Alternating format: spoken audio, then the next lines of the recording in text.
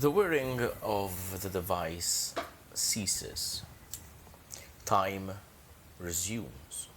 Clover's lifeless body lies beneath the statue of Brodi the Undaunted. The air is cold, and behind you the noise of Brodi's respite returns all at once. Laughter, music, raised voices, and clattering mugs. They know not what has happened here. You feel your blood turning to ice, but you are moved to action.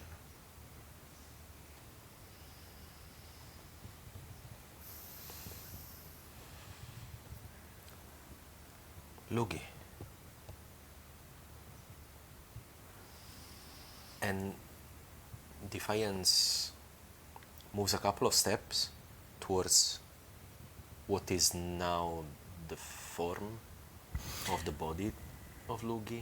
Where Lugii stood now lies a pixie, a small, fake creature, butterfly wings, puffed up white hair, almost like a dandelion, slender, delicate, and unmoving. He falls to his knees and put his hands on the sides of this little body. He says again, Lugii. Lugii, darling. Reyna runs up to him and to Lugii. And seeing her friend not moving, not breathing, not alive, she goes completely silent. She tries to figure out if she could give her something from her bag, but she has nothing. She feels helpless. She feels useless at this point. I'm a bit further away from the others. I am devastated. I feel like this is one of the worst things that could have happened to me in a very long time. It was like losing, at this point, someone close as a family member. So obviously I'm still not accepting the fact that she has died. I'm completely in distress at this point.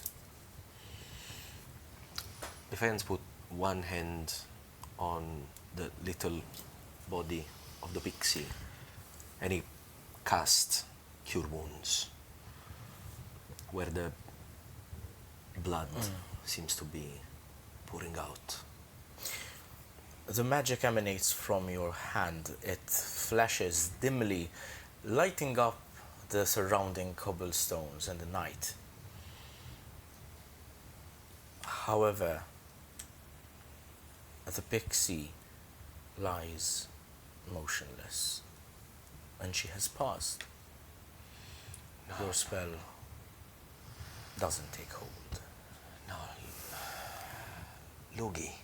Where did Lugii go? Where did she go? This is not her. And he picks up the little creature. Says, this is not Lugii, right? Something happened there. If I may ask, is Defiance expressing himself so in denial, or is there genuine interest to know? I would say it's a little bit of both. Okay. In the sense that obviously he has no idea why her form has changed. And like he understands that she got stabbed, like we got hit a bunch of times, she got stabbed. She should still be alive. Like we've got stabbed other times, we've got, bitten by undead creatures and stung by other sort of beasts.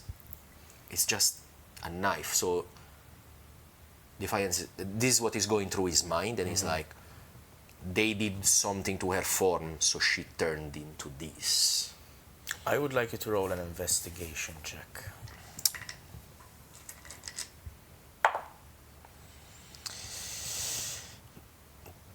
Dirty 20.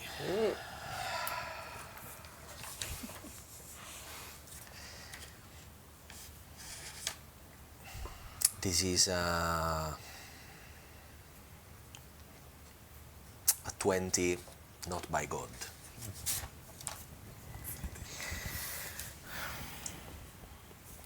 As you hold the pixie in your hand, you feel the cold emanating from her. Not active, like she's not Radiating. She's not cold. radiating cold, she's just cold. As you look down at her, her form looks peaceful, and thoughts go through your mind. You try to remember whether there was anything that you missed in your time with Lugii, whether there was something that you thought was out of place. Maybe there were hints towards this, and you recall the information that you've gathered throughout your brief adventure together.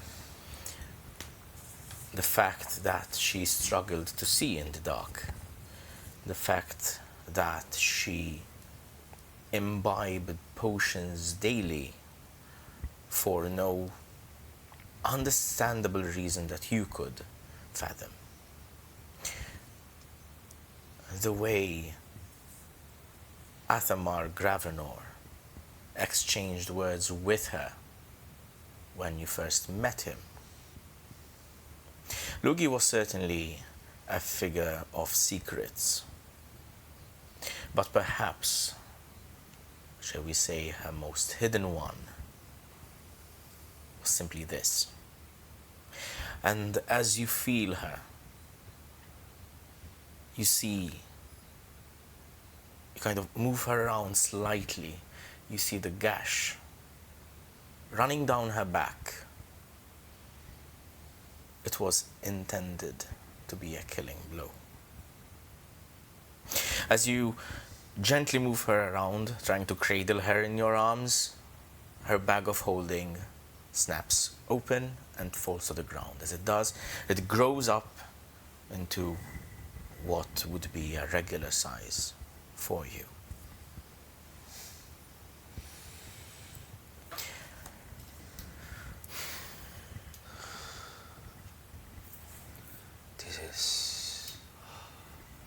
This is. He looks at his companions. This is Lugii. It sort of starts to click on the conversations of worldly politics, which Lugii had no idea of, all the conversations and all the terms we had to explain, which were obvious to everyone in the group. And I look to everyone and say, that's Lugii. Can you not bring her back? Not My magic is not strong enough. And my hands are. Can't. We gotta find someone that can bring her back. Who? I don't know, someone. A cleric, a healer, someone.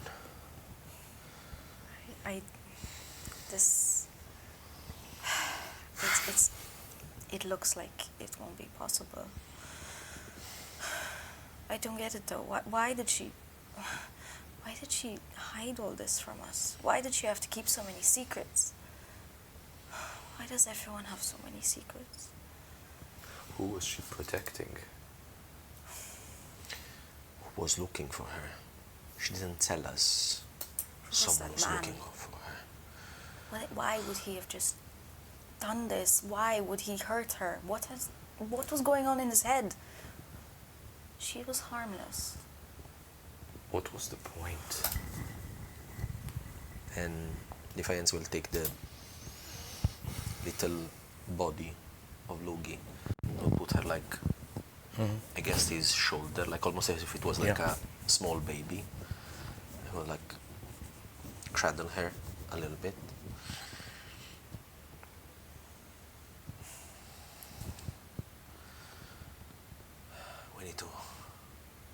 We need to find a way to bring her back. We need to bring her back. We can bring everybody back. As you say so, and as you move, a small slip of parchment slips from her pockets. Tiny.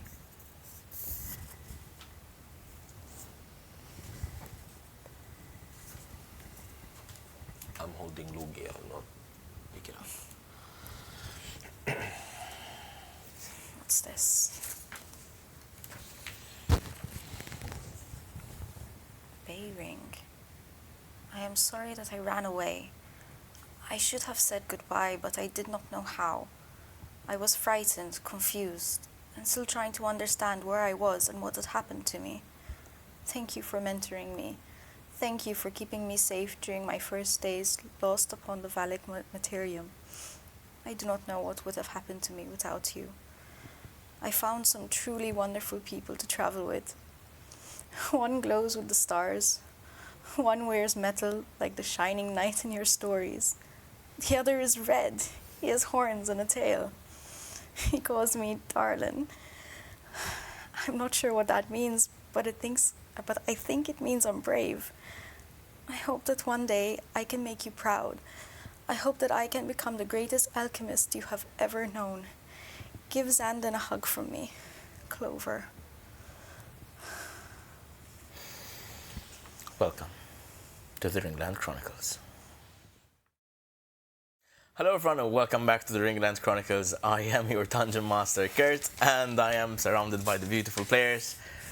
Say hello everyone. You are sick. You are sick. What the fuck, brother? Wow. Let's just say that was a cold open. Not as cold as Lugii. Oh god. Oh, no. Oof, no. Two bloody zone. I actually tore up a little bit. No, that was insane. Hold on, man, I can't. Tore up. Tore up. Teared up. Sorry. That was insane. Hello everyone. How are you guys doing? Traumatized. Hello. Yes, thank you for the What the fuck? extensive weeks of trauma. Yes. Starting off with trauma as well today. My god, what the fuck? Multiple weeks of trauma. Yeah, we were talking not just before we expecting started shooting. the next player we recruit needs to be a psychologist. Yep. I think so. If someone that studied, and is looking for a group therapy to Human practice, emotions. you're welcome. We get Welcome to a join. therapist intern. If you need to make your studies, please join. You have a thesis Join over us. here. Yeah. So, yes, another week, another session. Bro. The I'm first one. shaking. Yeah, I'm not feeling very well myself, to be quite honest. That was a Just- bit here. Yeah. Ouch. Okay. Right, so obviously it's the first time shooting without Tanya, and just want to take the opportunity because last time we ended the episode, obviously, and well, there was the short rest and everything, but obviously huge thanks to Tanya for sticking out with us for so long and playing Lugii and Also, if you like to cry, go on the Patreon, check the short rest from last episode, because that will fuck you up. yeah. So we're gonna keep moving on. Oof. Damn. The story keeps being told, I suppose. Life sucks. Yeah. In a quick recap, I'll give you guys a little bit of a break, but from next week you guys are gonna take over. In a quick recap, our party arrived in Waterfell, accompanying Edran the herbalist. We quickly met his wife, Talitha, who thank you for your help and for keeping Edran safe. In short, she gave you rewards eventually, and she also gave you a task where you were asked to visit an old lady, Elsbeth, who was one of her clients, and she didn't show up for her weekly appointment of medicine.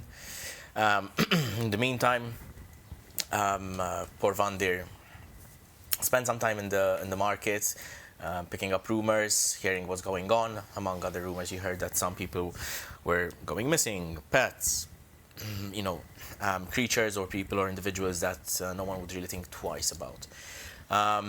While Defiance and Reyna visited the local smithy, you encountered Asger Skyguard. I had to do that. Yeah.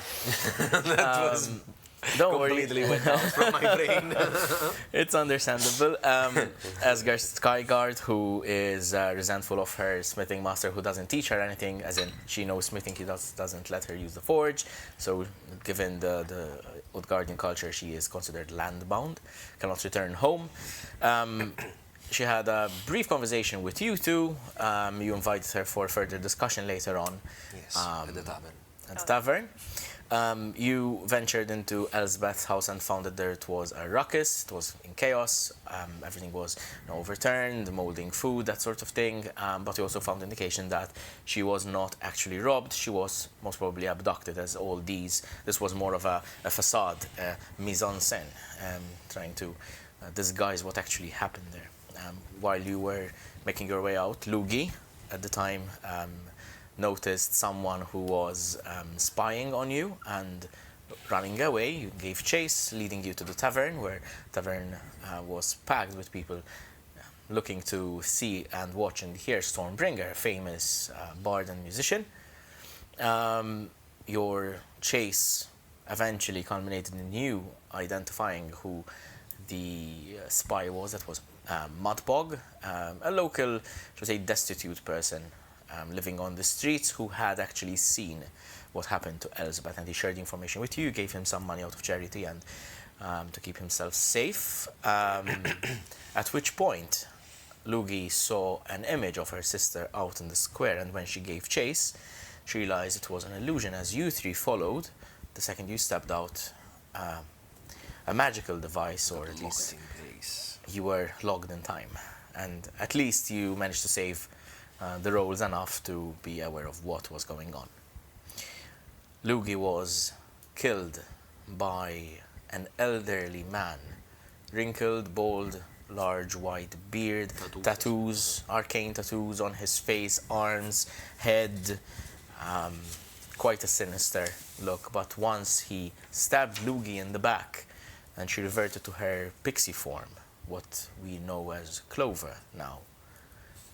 Her fey essence, what to equivalent mortals would be a soul, was drained and safeguarded into a crystal. As the man fled without barely giving you a look, you were left to your own devices. And that is where we continue. Fuck you. I aim to please. I mean, we used to remember when we used to make jokes that this campaign was gonna be all picnics and rainbows. There you go. Those were the times. Never was. I've yet to have a picnic. One. Ladies and gentlemen. I remember that I think in 1 or 2 episodes, both Lugii and Por'Gue, they said they wanted to have one quiet day. And like, you must have misunderstood where you are. The memo was completely off. Completely off. Yeah. Ladies and gentlemen, let's get right to it, shall we? Okay. Yes, please. Welcome. Let's cry a little bit. Let's continue. Let's cry a little more. Welcome to the Ringland Chronicles. Roll the title card.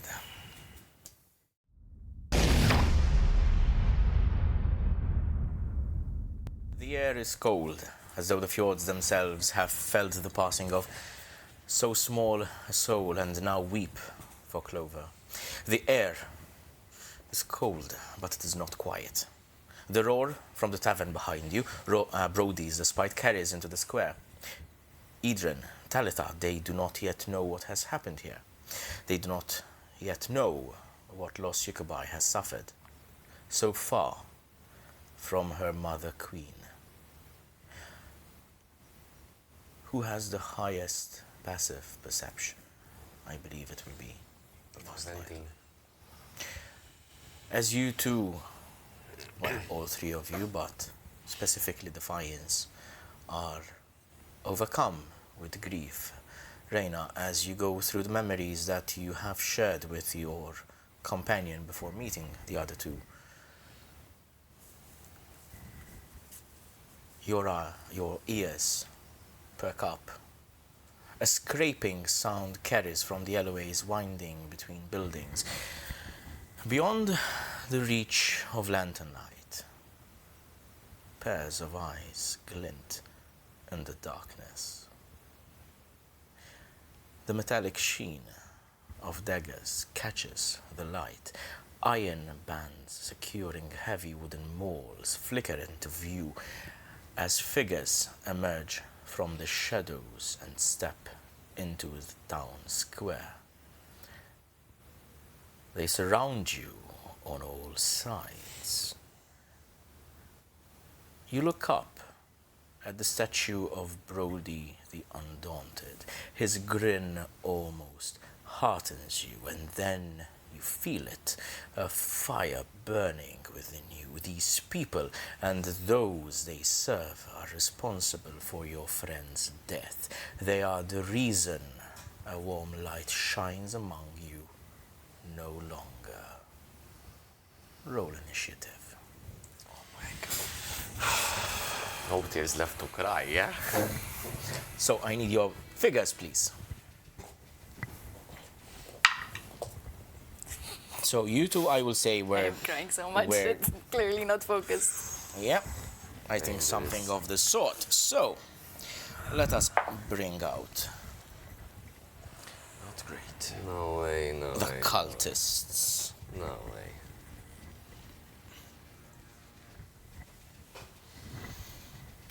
Yo, Hello. you remember we're just three now, right? You know, we're just three people now. I'm surrendering myself, take me. No, 2, Girls. 4, 6, 8. The Uh-huh. last two, there we go. Wait, have I counted? 2, 4, 6, 8. Yeah. Then What do we appreciate, eh? here and here. Well, aren't they bountiful, honey? So- initiatives? Por'Gue, 6. Oh, Jesus. Defiance, 11. Reyna, 6 as well. 6. Yay. Would you like to make use of your feature to swap Do with... you want to swap? It's up to you. Maybe Are you gonna go hide behind the statue? It has to be mutually mutual, agreed. exactly. But Do you yeah. want to swap? I mean, 6, 11 is not the Oh, God. worst.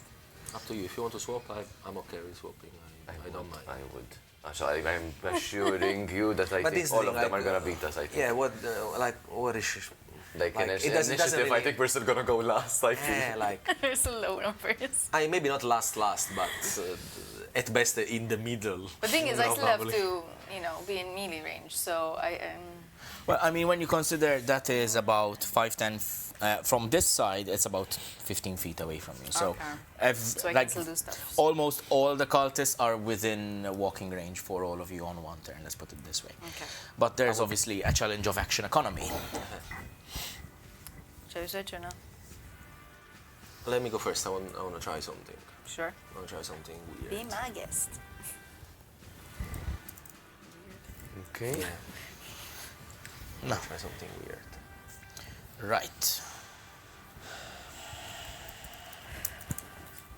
Da-da-da-da. Yeah, let's... Good? All right. Right, so we have initiatives. Okay, so the turn's going to be first and separate turns, the bulky guys over there. Then we've got 2 cultists. Let's say this one, this group. Defiance, another group of cultists, these 4. Por'Gue, Reyna, and then these cultists over here.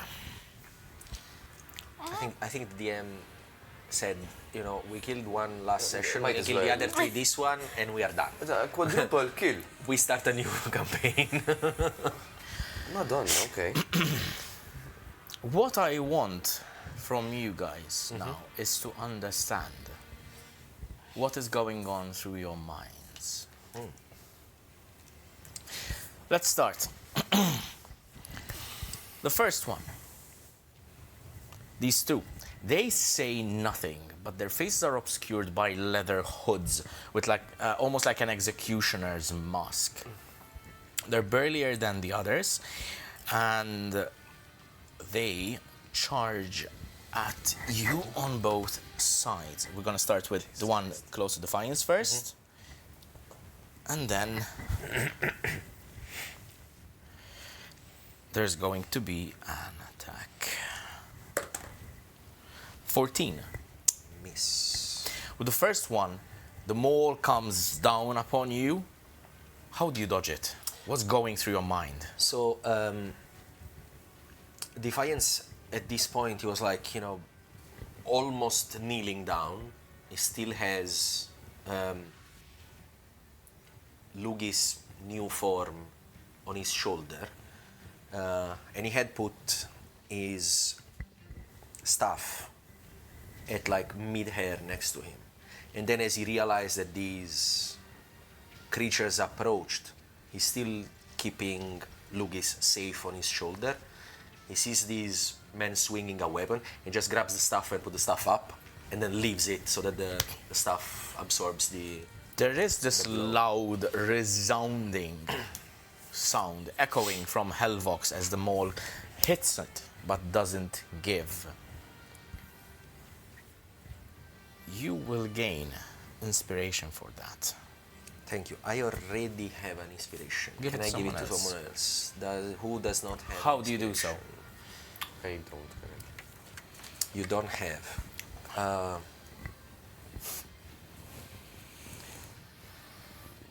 I am going to look at the other two and I tell them, nobody's leaving this place alive. Kill them all. You gain inspiration. You gave it to Por'Gue, Yes, right? You Perfect. have already, no? Okay. I'm inspired. The other one rushes in at Reyna. Is that heroic inspiration, not bardic inspiration? Yes. Can I roll? And again, this one rolls at 15. 15 doesn't hit. How do you deflect it? What's going on through your mind? So I see that they have already attacked Defiance, and I become more alert. I prepare my sword, and I'm very, very looking around and cautious now. And I have a certain anger inside me, not just because they are attacking while we are incredibly vulnerable, but also there's still this feeling that why did the Clover have to hide all this from me? Like, I'm done with these secrets. I'm done with everyone having these dark history. You know, it's just too much for Reyna. Reyna is such a very open person, and to see this happening over and over and again, she's just really, really angry now. So as soon as she sees some attack, she is ready with her sword. She blocks it like there's no tomorrow. That's good. Cool. Next two, they're going to rush at 5, 10, 15, 20, 25. They're gonna come over here. Don't mind that they look like they have swords and shit like that. Don't worry. Okay. 2 attacks on Por'Gue. And this one will probably hit. That's a 19. That was good. 19. That's 5 points of slashing damage. The next one is 10. 10 doesn't hit. So 1 hits and 1 doesn't. You are almost paralyzed by this whole situation, the loss, the grief, the adrenaline surge slowly building up within you, the rage that you feel at these people that have taken Lugii away from you.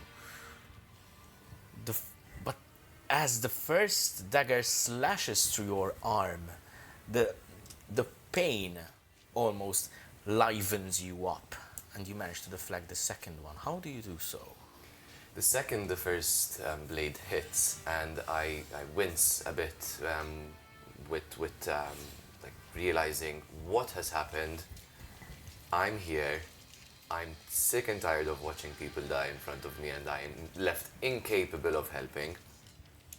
That rush of adrenaline sort of kicks me back up on my feet because I am at that point nearly like downed in shock.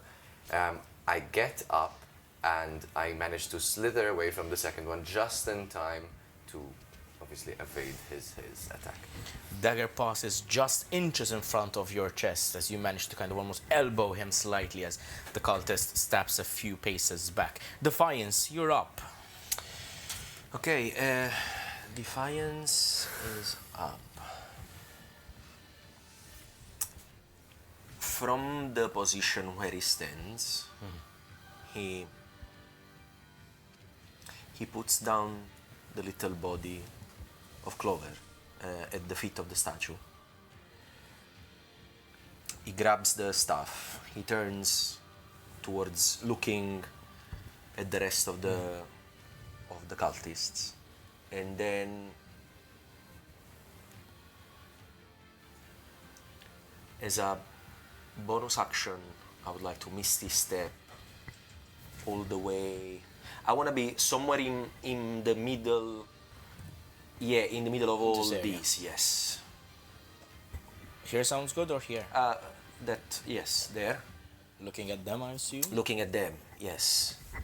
And then, if you would allow me, I would like to make. I would like to make them come to me. I want to kind of aggro them. So you're using command? No, I would actually, if you would allow me, I would like to make either a persuasion or like an or actual deception. taunt. Like, You're I trying want to taunt them. I want to taunt them, and I want to tell them. Correct me if I'm wrong. With the 20 that I got before, I know what a fey is. Yeah. I have an idea of what a fey is. Yeah. I will tell them.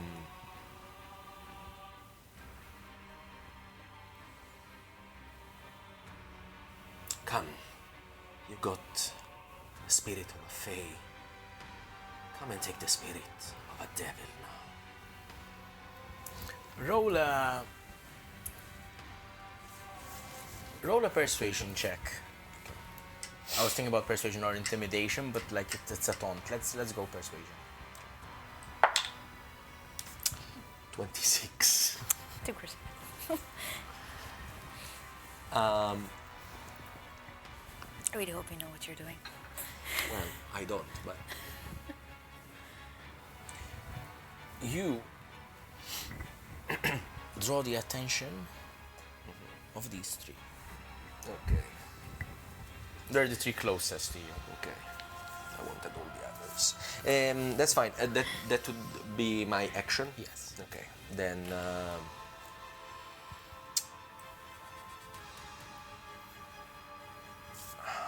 All that's left is movement, I believe. yeah. Since Malachiel is not around, correct? Yes, Malachiel is not around. I just want to check if it's an action to call him. I'm not gonna call him. Not gonna call him. Okay. yet. That's fine. I want to move. Actually, can I move 2 squares in the direction of the other one? Because I want to try. Yeah, like maybe one. This No, way? no, no. Oh. Over, like yeah, towards the other two. Over So there. over here, somewhere Yeah, here? yeah. Because I want as many of these to be try with and him. come to me. Okay. Tell you what. You want?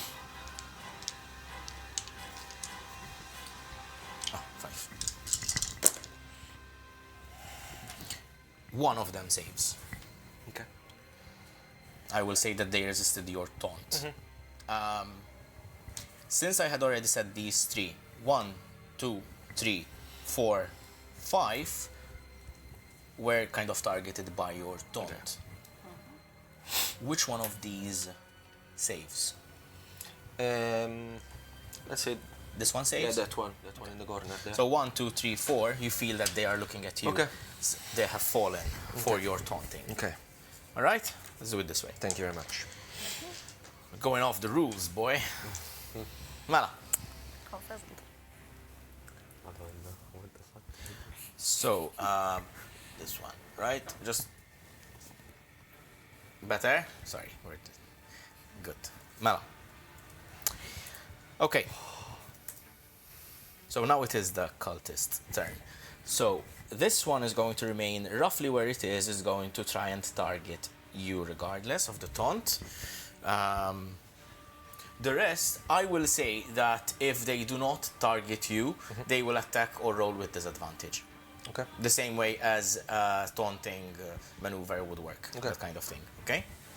Because obviously it might not make sense for them to target you immediately, but... Mala, let's start with the first one. The first one is channeling magic and will throw a firebolt at you. So, that is 14. Just misses. Just misses. The firebolt whizzes past your air, but yeah, past your hair, just behind. Almost you feel this slight singeing. It hasn't burnt or anything. That you feel this. Actually, can I just lift my hand and let the fire? Just dissipates out in sparks.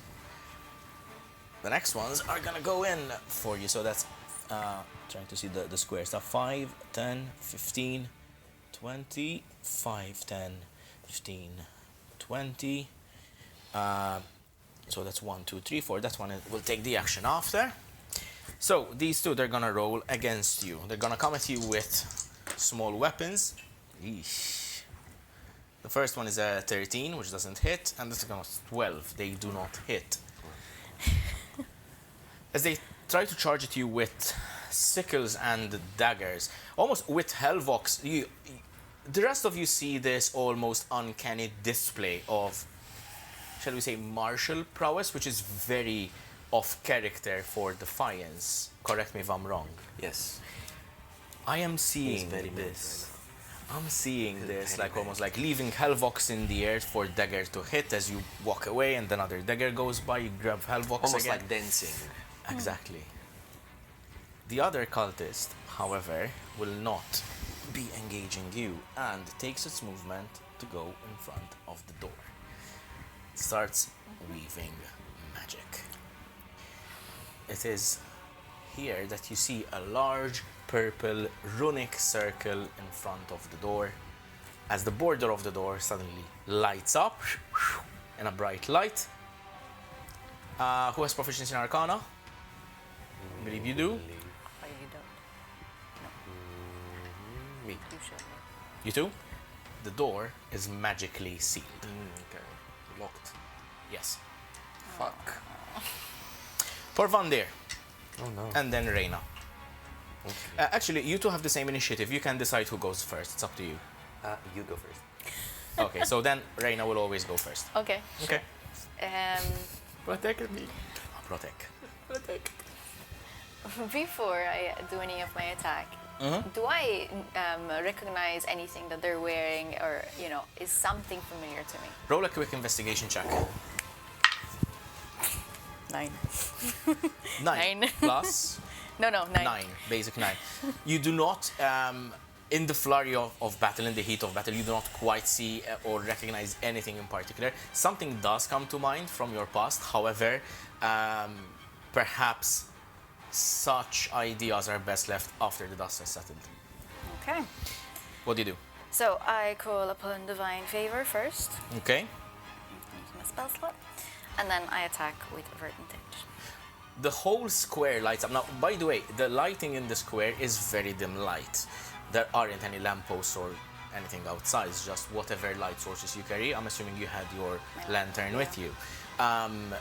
This almost like burst of radiant magic that you have just conjured lights up the square briefly, and you see the shadows almost like retreating out into the alleyways before it comes back to you and sheathes your weapon. Roll. It's even cooler now. 16. Which one are you targeting? The one next to you? Yeah. Okay, the big one. He's the one in range, I think. Yeah. Mela, 16 plus 8 is 24. 2d6 plus 5 plus the radiant stuff. So 9 plus 5 is 14. Plus Divine Favor was a D4. D4. 4. Nice. Today, 15 plus 4, 19. 19. Nice. Nice on damage. Wrong color. What is Reyna feeling right now?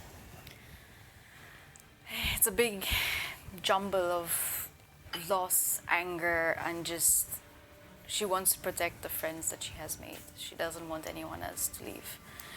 So she's fully like protecting and fully focused on, you know, the threat in front of her. Did you roll the second attack at the same time, by the way? The You ha- radiant. No, you have two attacks per action. No, that was just one attack. Just the one attack, right? Yeah. I just wanted This is to the first clarify. time I think I had 2 attacks per Yeah, action. because You've had it since you've level we didn't, 5. we didn't So fight. we didn't since fight. level up, yes. And now we're like, No, but you need to You hit need to again. roll. Ah, again. sorry, I forgot the Hit hit again. part. it's the fun part. 12 plus That's good, 5. that's good. No, plus 8, sorry, so 20. Hits as well. It's a dirty 20. Oh no. Well, it's not a dirty 20. It's, So this one was a 3A, we had said. Because I cannot get lower than a 3. So 7 plus 5 is 12. Plus 3 is 15. That's insane, yeah. 15. Please tell me this guy 19 looks plus like he's 15. going to fall. by the way, that's an abominable 20. Okay. As you draw your sword and you slash twice, the sword almost like weaving through the air and through the cultist, you feel this surge, not just rage or grief, this primal drive. You just wreck the cultist in front of you, and with 2 hits, it drops down. Arm almost falling off, blood spattering out its side, and as you stand on top of him, you feel it perhaps for the very first time, if not in your life, for the very first time in a very long while. Justice. First one is down. There you go. So, is there anything else you'd like to do? A movement, I believe. Yes. I'm gonna approach the guys so I'm in melee range Perfect. and Okay. helping Porvandir. Perfect. Porvandir, Okay. you are currently surrounded by 2 cultists. Yes. So I don't like being surrounded by the cultists. So what I'm going to do is I am going to Misty Step. Yeah? A bit closer to the statue, so on the right side. This way? Yes. Okay. So say here, behind Yes, it? exactly, exactly. Okay. I think you need to move your hair slightly off the microphone. Oops, sorry. No worries. Yeah? So that will be my action. No, that's your bonus. move. That's the Movement. bonus. My action. bonus movement. action. Yes, yes. You still have your movement and action left. Exactly. And I'm going to try this for the first time. I'm gonna what's the weather like right now? Are there any clouds?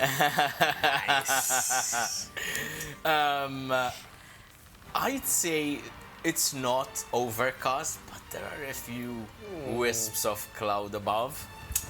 Love it. Let's make it rain, honey. All right. So I'm going to cast Cold Lightning. All right. So even if there aren't any clouds, I can conjure up a storm Yeah, cloud. yeah, So it is 10 feet tall with a 60-foot range radius. I think it's a good time to see. Yeah, I if think we you can actually take. have I think you can take the Uh-huh. entire battlefield. Honestly, Including us. So yeah, what you is can pick where I you would want like the the best area. is it a 10-foot radius? 10 foot tall with a 60-foot radius. What? We have a 60-foot It's a big radius. cloud. It's a that covers 60? the entire. Yeah, we Yeah, don't have a template Doesn't that even get that. It's like the whole board, literally. 60. Yeah. It's pretty much, I think, the entirety of the square. Exactly. And it's cylindrical. It's a cylindrical. Yeah. 60 So it's foot. like, yeah. So my idea is to It is cast it literally the whole somewhere a board. bit off cast enough to have at least. So that would be.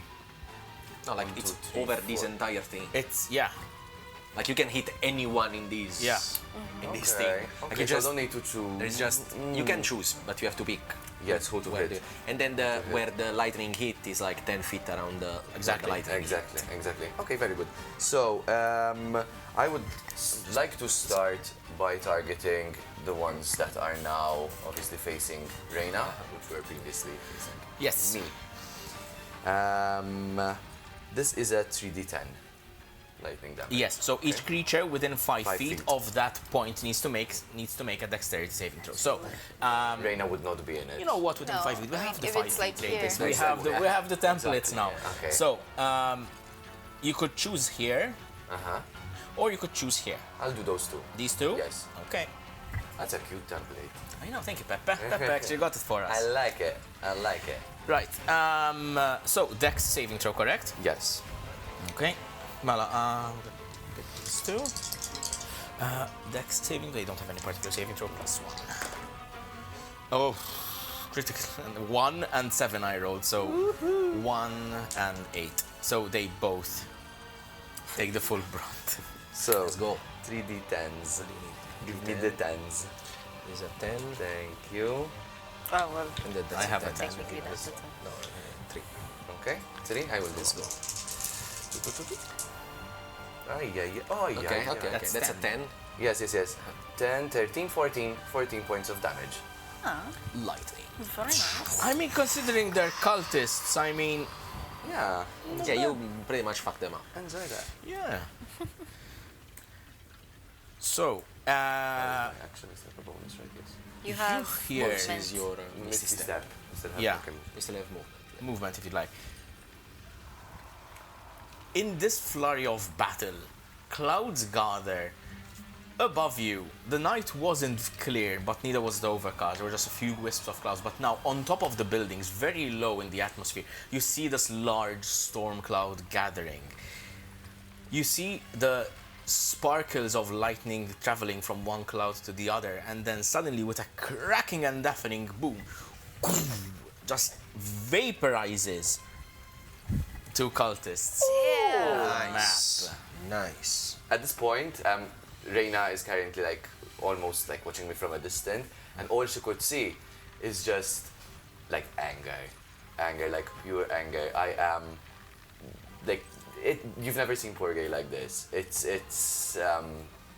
you can also see the devastation inside of him, and it's a bit scary as well because obviously it's rage. It's a build-up of rage. Lightning, almost like electricity, crackles in your eyes as small bolts of lightning almost crackle from your knees and hip or waist there down to the ground as it arcs slightly as the spell kind of terminates its first effect. That will be the end of your turn, correct? Unless you'd like to move. No, I'm there. Okay, so that will take us to the rest of the cultists, meaning these two over here. One of them is going for Defiance as they, actually I think all of them are gonna go for those two, Defiance yes. because Was that one that went to the tavern? yeah, It's, yeah, it's not- yeah. So these are going to attack at the same time. They roll a 15 and a 16. I would like to cast Shield and get my AC to 20 Okay. until the end of the round. Okay. All right. So, as they try to hit me, Defiance will swing the stuff around himself, and there is this sheen of fire that almost globes him completely for a moment and then disappears. Okay. I mean, not disappears, becomes invisible. Yeah. Let's say an invisible force shield. Cool. And as this invisible force kind of, you see the daggers almost impacting it. They protrude slightly in about an inch or so before they're kind of forcefully and magically like pulled back. Let's go to the top of the round. The other big guy is right over there. He's going to try and swing at you. Rolls an 18. It does hit. 18 hits. So that's, where is it? Over here. So he deals 5 points of bludgeoning damage to you. Plus 8 points of necrotic. You see the maul. It's got a certain aura around it. As it swings down the first time, you manage to deflect it, but the second time goes around to swing at the side. You are caught a little bit unaware, and as it impacts your side, you feel almost this flare of like dark magic that almost feels like so, not evil, but so unnerving to you. It's so wrong. But as it travels through, you still steel yourself. But the hit was there. And you realize you're not dealing with common foot soldiers, shall we say. Yes, many of them may wield mundane weapons, but they seem to have a certain level of empowerment from a being higher in the hierarchy of their, shall we say, organization, or perhaps even in the cosmology. Defiance, your turn. Oh, I have a tough choice to make. DM, is there a template in there that is a 15 feet radius? I just want to see how big it is around. Yeah, 15 feet is big. Yeah. Oh wow. 15 feet around Defiance is here. Okay. All of them. Yeah, All right. I like these templates. I think you can. Can you put it down, because I will use it. Okay. I'm gonna look at all I will say these motherfuckers around me. Mm-hmm. And the eyes, the yellow eyes of Defiance will shine a little bit brighter. Mm-hmm. Then he will smile with not his usual, cocky smile. It's like a very evil smile. Malevolent, yeah. And he will say, "Let's see how you play in the dark." And he snaps his finger, and I'm gonna cast darkness around me. So they are all blinded. Mm-hmm. And the last thing they see is the shine, yellow shine of the eyes of Defiance, and then turn dark as well. Mm-hmm. As he is technically invisible for them. So I have advantage to attacks against all of them. Yep. I have disadvantage to attacks against me. Yep. And in case I move, they cannot target me with attack of opportunity. Of course. They cannot see. What I would like to do, if I can, is to move a couple of square. Obviously, I can see in my magical darkness. Yep. Thanks to the blessing of my infernal friend. Mm-hmm. I would like to, if I can, include that guy into the darkness as well. Can I move a like myself? Because the darkness is centered on me. So you're gonna cast and then you're gonna move. Yes, because so that they cannot take the attack opportunity on me. Would I manage to include that guy? I would Because if I don't manage, I'm not gonna. I'm not even gonna. I think it's either this one or this one. Okay, then I will just stay there in the middle, and I will make sure I grab all these ones. All right. So that is your action. That is my action. Good. Do you have a bonus action that you'd like to? But you just misty step out of it. If I mean, I could, but then the darkness moves with him. Oh yes, it moves with you. Yeah. So from your point of view, while you're figuring this out, from your point of view, what you see is almost like this. From beneath your cloak, there's this like black cloud of smoke that is like billowing from below the cloak all around him. As it reaches the 15 feet, it almost hits like an invisible one, kind of rises up and goes up, almost like a dome, like a smoke trapped in an invisible dome, and until it becomes completely dark. You can't see anything through it. Huh. And I would like to use my bonus action to give bardic inspiration to Reyna. Okay. And I will say,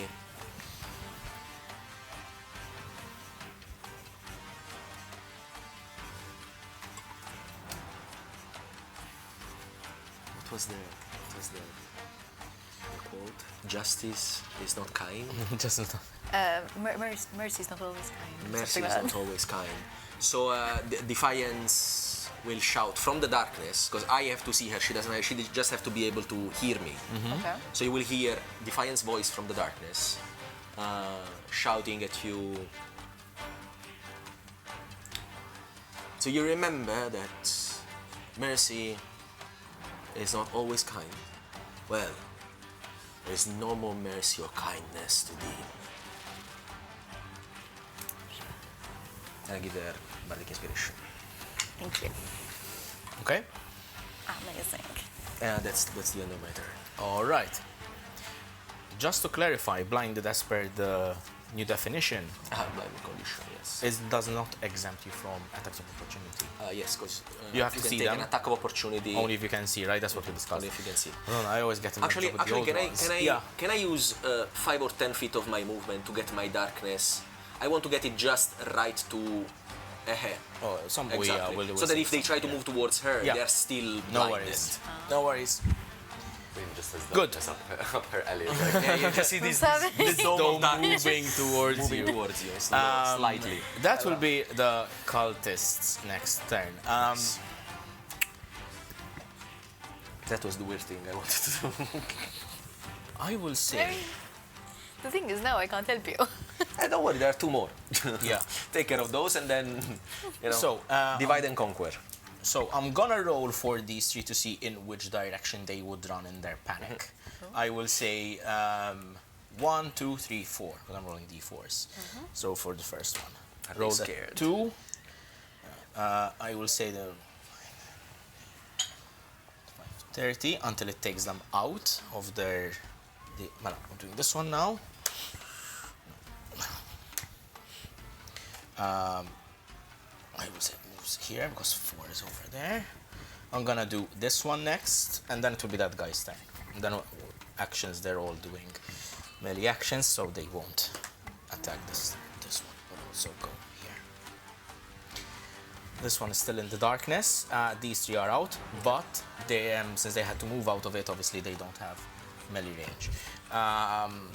That one over there, having sealed the door, now starts casting fire. As he lights up the front of the tavern, you see this fire licking up the front, reaching up to the upper levels.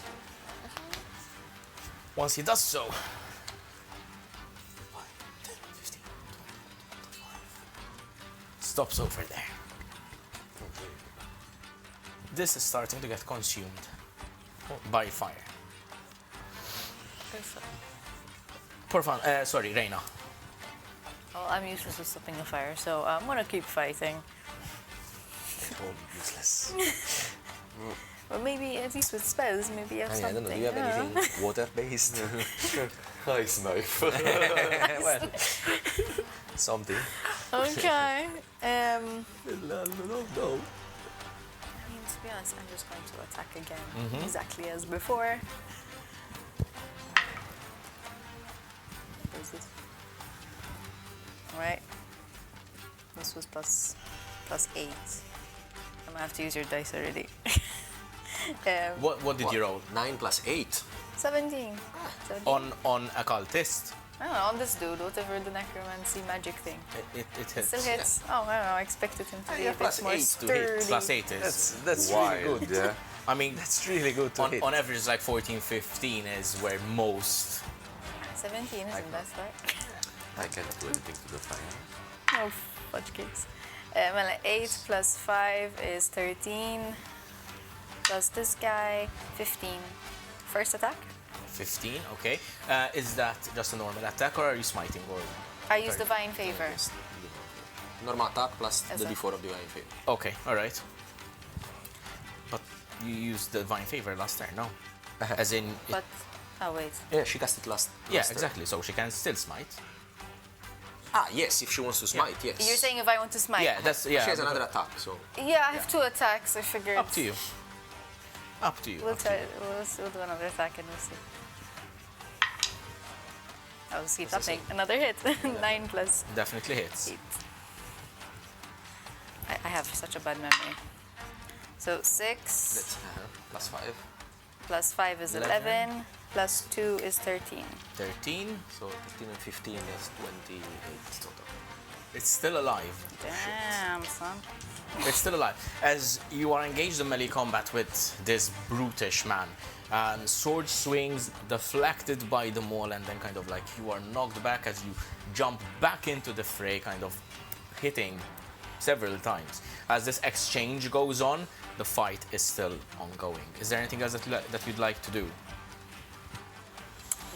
I don't feel like Okay. getting attacked. Okay, so that will be Porvander next. Okay. You still have this huge cloud. Yes, and it stays there. Mela, okay. I am going to. Wait, let me see. There is a path behind Who this statue, by the started? way. Yeah, who started the fire? Yeah, fuck it, that guy. Okay, fuck you in particular. I'm going to use my movement to just align myself a bit, like. There's almost- still line of sight if you'd like, but if you want, you can move. So 5, 10, 15. Exactly like that. Here? Yes, yes. Good. I am going to look directly at him, and with the sickle out, I am going to cast Guiding Bolt. Okay. So, But let me just confirm. You were going to say something? You can use the lightning. Yeah. No? but that on a magic action, I just cast one more lightning action, not a 3d10 then. Yes, you still roll. Every So, lightning, I think, is 3D10. Yeah. When you hit with the lightning, Yeah, it's yeah, 3D10. It's all 3d10. Mela. to call down the lighting again. Duration of the So basically, the concentration. spell is you summon the storm Yeah, cloud, yeah, and yeah. then using that same spell, you keep bringing down. I thought it was just light. like one No, d10, no, not it's, another d10. No, the 1d10 is added on If if it's a it's storm. cast as a storm. Exactly. Yeah, but you can keep doing it. However, this is concentration, so if you're hit and you lose concentration, then the cloud dissipates. Yeah. That's the But for drawback. now, But for now, you have no it. problem, no problem. Let's get rid of some more Mela in that case. Let's Okay. go for these two over here. Okay, they need to roll Dex. Yeah, I believe it was a +1. That's a 14 and a 4. What is your spell save? Mela, my spell save is Should be higher. I think it's 16. 16. 16. Good. So both of them fail and they take. So give me your 3d10s, please. Your 10s. Ah, yes. Yeah, you can have one of mine if you want. Is the lucky one? Yes. Okay. Roll the 1. I don't know if it's... Oh, I mean, to be fair, it wasn't rolled. It was rolled. I know. Mela, it's a 1, 3, Lallo, 3, 9, 9. 9. But 9 to 2 9 guys. to both. 9 to both. It's 18. 9 and 9. Yeah, that. It's 9 good. to Do. both. It's not bad. The Keep cultists them, have keep 9 Ah, health. The cultists have 9 health. Oh my god. Oh, They're actual cultists. I didn't homebrew them or modify them or anything. Oh my god. Yes. You, this time, rather than calling down lightning on the enemies, you call lightning down to you using your sickle, and then you whip it straight back at them as it snakes through the battlefield, snaking through the darkness. There's this, you hear, like from outside the dark, you can actually see from the darkness, this guy just hears this crackling boom, as two of his friends are vapors and has no idea about it.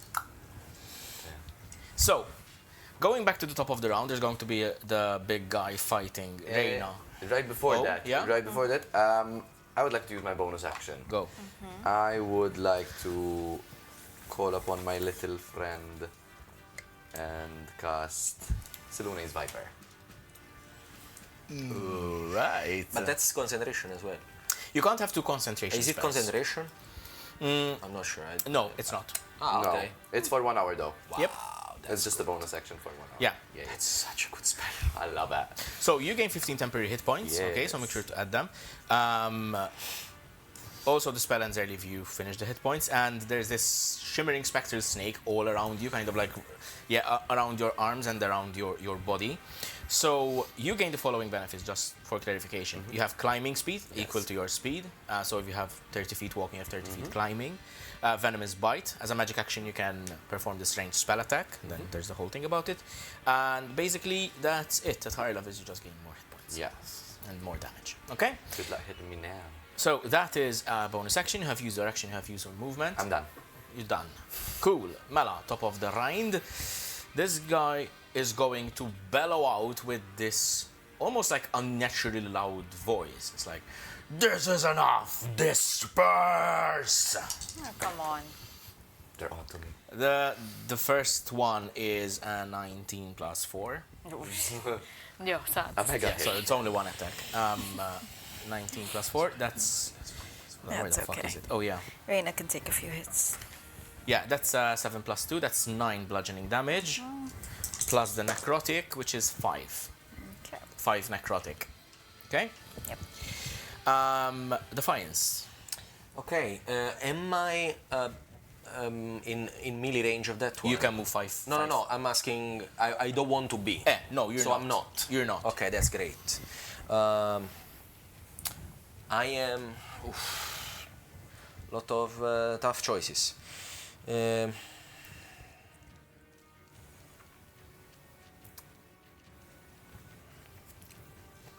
This is an ugly situation right now. Well, for them. And for us as well. Okay. Gaining. DM can give you inspiration. Other rules, but can I? This is something I don't remember. Can I use? I know I can use my heroic inspiration to give myself advantage. Can I spend it to re-roll one of my roll when I know already the result? Can I use it to give disadvantage to someone else? I don't think we do. I don't think we do that. No. Okay. Then what I'm gonna try to do is I'm gonna point my staff at the guy who locked the tavern, and my eyes would appear just for a moment again, Yeah. so that he can see where I am, and I'm going to say unlock, and I point at the door of the tavern. Is it an intimidation like you were? No, I'm gonna cast command. Oh, command on him. All right. So the command that I'm gonna give him is unlock. Yes. So, He has to roll a wisdom saving throw. wisdom saving I'm throw. gonna try, guys. Well, it's a Good attempt. I I think that's the I mean, with best I can wisdom. do. Where The fuck DC is- is 50. Yes. He has +2 in the wisdom saving. It's a 10. He fails. Oh. From his point of view, this cultist just sees your eyes. It's almost like this hypnotic, like gaze. Stops for a minute, and then from where he is, his hand almost moves on its own, and as he pulls this invisible thread, the shimmering around the door fades. Okay. Thank God. Is that the end of your turn? Approach. No. That was my action. I want to.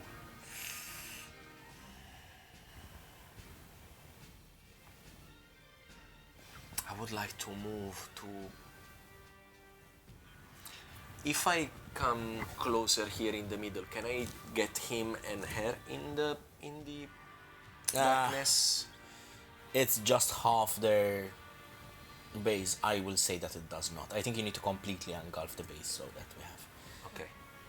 But yeah, no, I think you cannot. Okay. There isn't a way you can have. That's fine. More than Did one I at this saw point. if any of these cast spells apart from him? This guy, these two cast That spells. guy. Okay. I forgot about that guy. Yeah, there's this guy hiding back here. And this guy is also unaffected by my taunt and everything, No, that one right? was unaffected. This one and this one were affected. Yes. And this one didn't give a shit. So, hoping that these two might still try to fuck with me, I want to move closer to this one to engulf him, so that he possibly cannot cast spells on us. So somewhere here, Yeah, sure. somewhere over there. Yeah. I'm gonna mark another spell slot, first level, Okay. for the command. And for my bonus action, I'm going to I'm going to give a bardic inspiration to Porvandir. And I'm gonna tell him, darling, let the lightning fall at the corner of the square. Because he can't see, like I can't point at anyone because he can't see me. Yeah. Which card? He points it over here. I got it. Oh. Oh my god. And that's What kind of riddle is this? Okay, the so end of my turn. now we'll start with the cultist. We'll start with the one that's casting spell is going to target Porvandir with a firebolt. That is an 18 plus 3. That hits 21. Girl. Okay. So,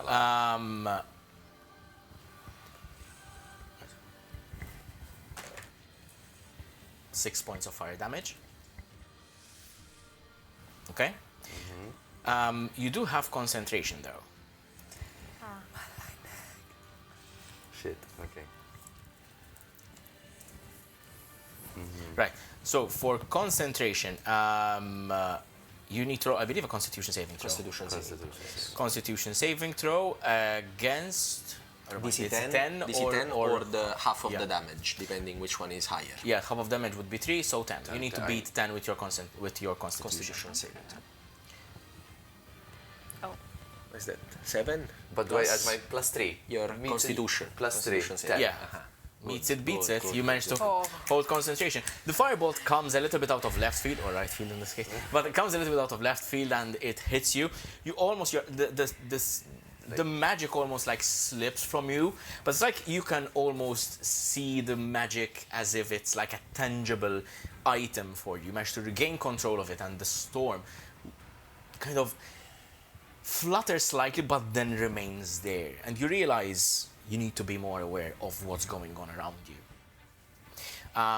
The rest of the cultists, this one, seeing that it is out of the darkness, having heard the command, will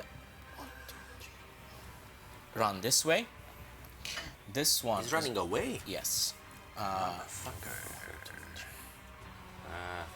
They're running away, and the other cultist that's there. Again, we're gonna do the same thing. I'm gonna roll in front of everyone, so that's 1, 2, 3, 4, depending which way it goes. I'm gonna run its full movement. 1. So it's gonna run its full movement this way, meaning it's running away as well. The only two that remain until the end of at the beginning of their next turn, 1, 2, 3, they're going to be out of combat. They're gonna go. All right. So if you want to snipe at them, now would be the time. If their turn starts, they're gonna be off. These two still remain here. That would be. It's your turn now. Me. Yes, Reyna. So can I ask? I can Yeah. do a bonus action and attack twice. Because of smite, you mean? Or so with the first attack, you can use smite on it, and then you can roll another attack Okay. without smite. As a. So. Remember that now that one is very injured. No, yeah, he's Uh-huh. very injured. So I think I'll You just could also attack do him one first. attack, Exactly, one and normal then attack move. You spite can move and do other the second one. attack on someone And else. smite. That's what I want to do. Yeah. Well done. Assuming I can attack. Can I use this? Hold Because on. Tell him what's the total okay, first. it's 12. Okay. If you miss, then you can use No, the bardic sorry, my inspiration. math. It's 11. 11 does not hit. Exactly. Yeah. I'm not insane. Let's go. 4. Now it hits. Now it's You were inspired. so inspiring. Mercy is not always. Oh wow. Okay, Oh. 6 plus 5, 11. No, that's 3 and 3. Is that 11? And I still have divine favor, so Uh-huh. 14. Is he That's down it. now? Finish him. How much total was that? 14. 14 points of Of damage. which So 3 I'm gonna need this. radiant. Doesn't really matter for them, but yes, it's good to know. He is now. As he shouts this command, he's almost like he's got his attention focused somewhere else slightly, and that proves to be a fatal mistake. As you bring up your sword, were you using smite for this one or not? Nope. As you bring up your sword, bathed in radiant, like glowing golden and green energy, up, slicing through his chest, he drops his maul and then suddenly like falls to his knees, falls down, defeated. So you have your movement and your second attack from the same action. I think I don't get into melee range though. I think it might be a little bit far away. Let's see, Yeah. 5, 10, 15, 20, 25, 30. You're just No, slightly just off. out of melee range. Can I can't. Yes, I can. I can Misty Step. But you would have used your... okay, so if you use I didn't Misty use Step... Smite. So if you use Misty Step, then you can't use Smite. It's okay. I'd All rather right. Misty Step. See if you want to go for the other one. I can't see the other one. Is he far? How far is my Misty Step? And 30 we have one feet. they over are here. farther away. But really, it's 30 feet as well. Yeah, but you can Misty Step and then move. Yes. True. that? Okay. So you can do 60 feet. Wait, you so gotta- who should I go for? This one or the other one? I would Up go to for you it. if I you'd would like go to for have- this one. The one all the way there. I don't know if... Is there two on this side? Yes. This one is gonna He's run running out of the away. map. Running away, running away, running away. It's going to be up to you. You still have your turn left. my And turn as your well. turn before they go. Bonus. So, it's gonna be up to you. Try to take one of those that are running away. I mean, he's or you want to take closer, the so I can spellcaster, take- because yeah, this the one is also a spellcaster. spellcaster, so Yeah. it's up to you. So I walk up to this dude that I cannot Okay, see. so you're gonna Misty Step and actually run to him. Yes. Go. And I will attack with You vanish in this puff of purplish, greenish, and almost golden smoke. Like a few leaves like left behind as you appear in front of this cultist, clearly taken aback. Go. Again, I forgot plus 8 too. So 6 plus 8 is 14. 14 hits. Nice. Give it to him. I just have to give you this back. Yes. You will inspire. Very inspired.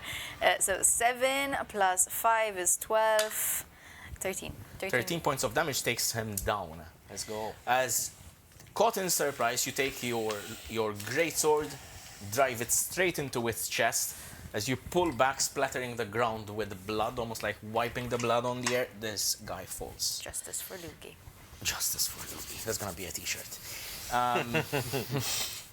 So, and that will be the end of your turn, correct? Okay. So let's start by calling thunder Uh-huh. on this person, which I cannot visibly Okay, see. you can, you can. Right there. So dexterity saving throw for him. That's 6 plus 1, 7. Boy.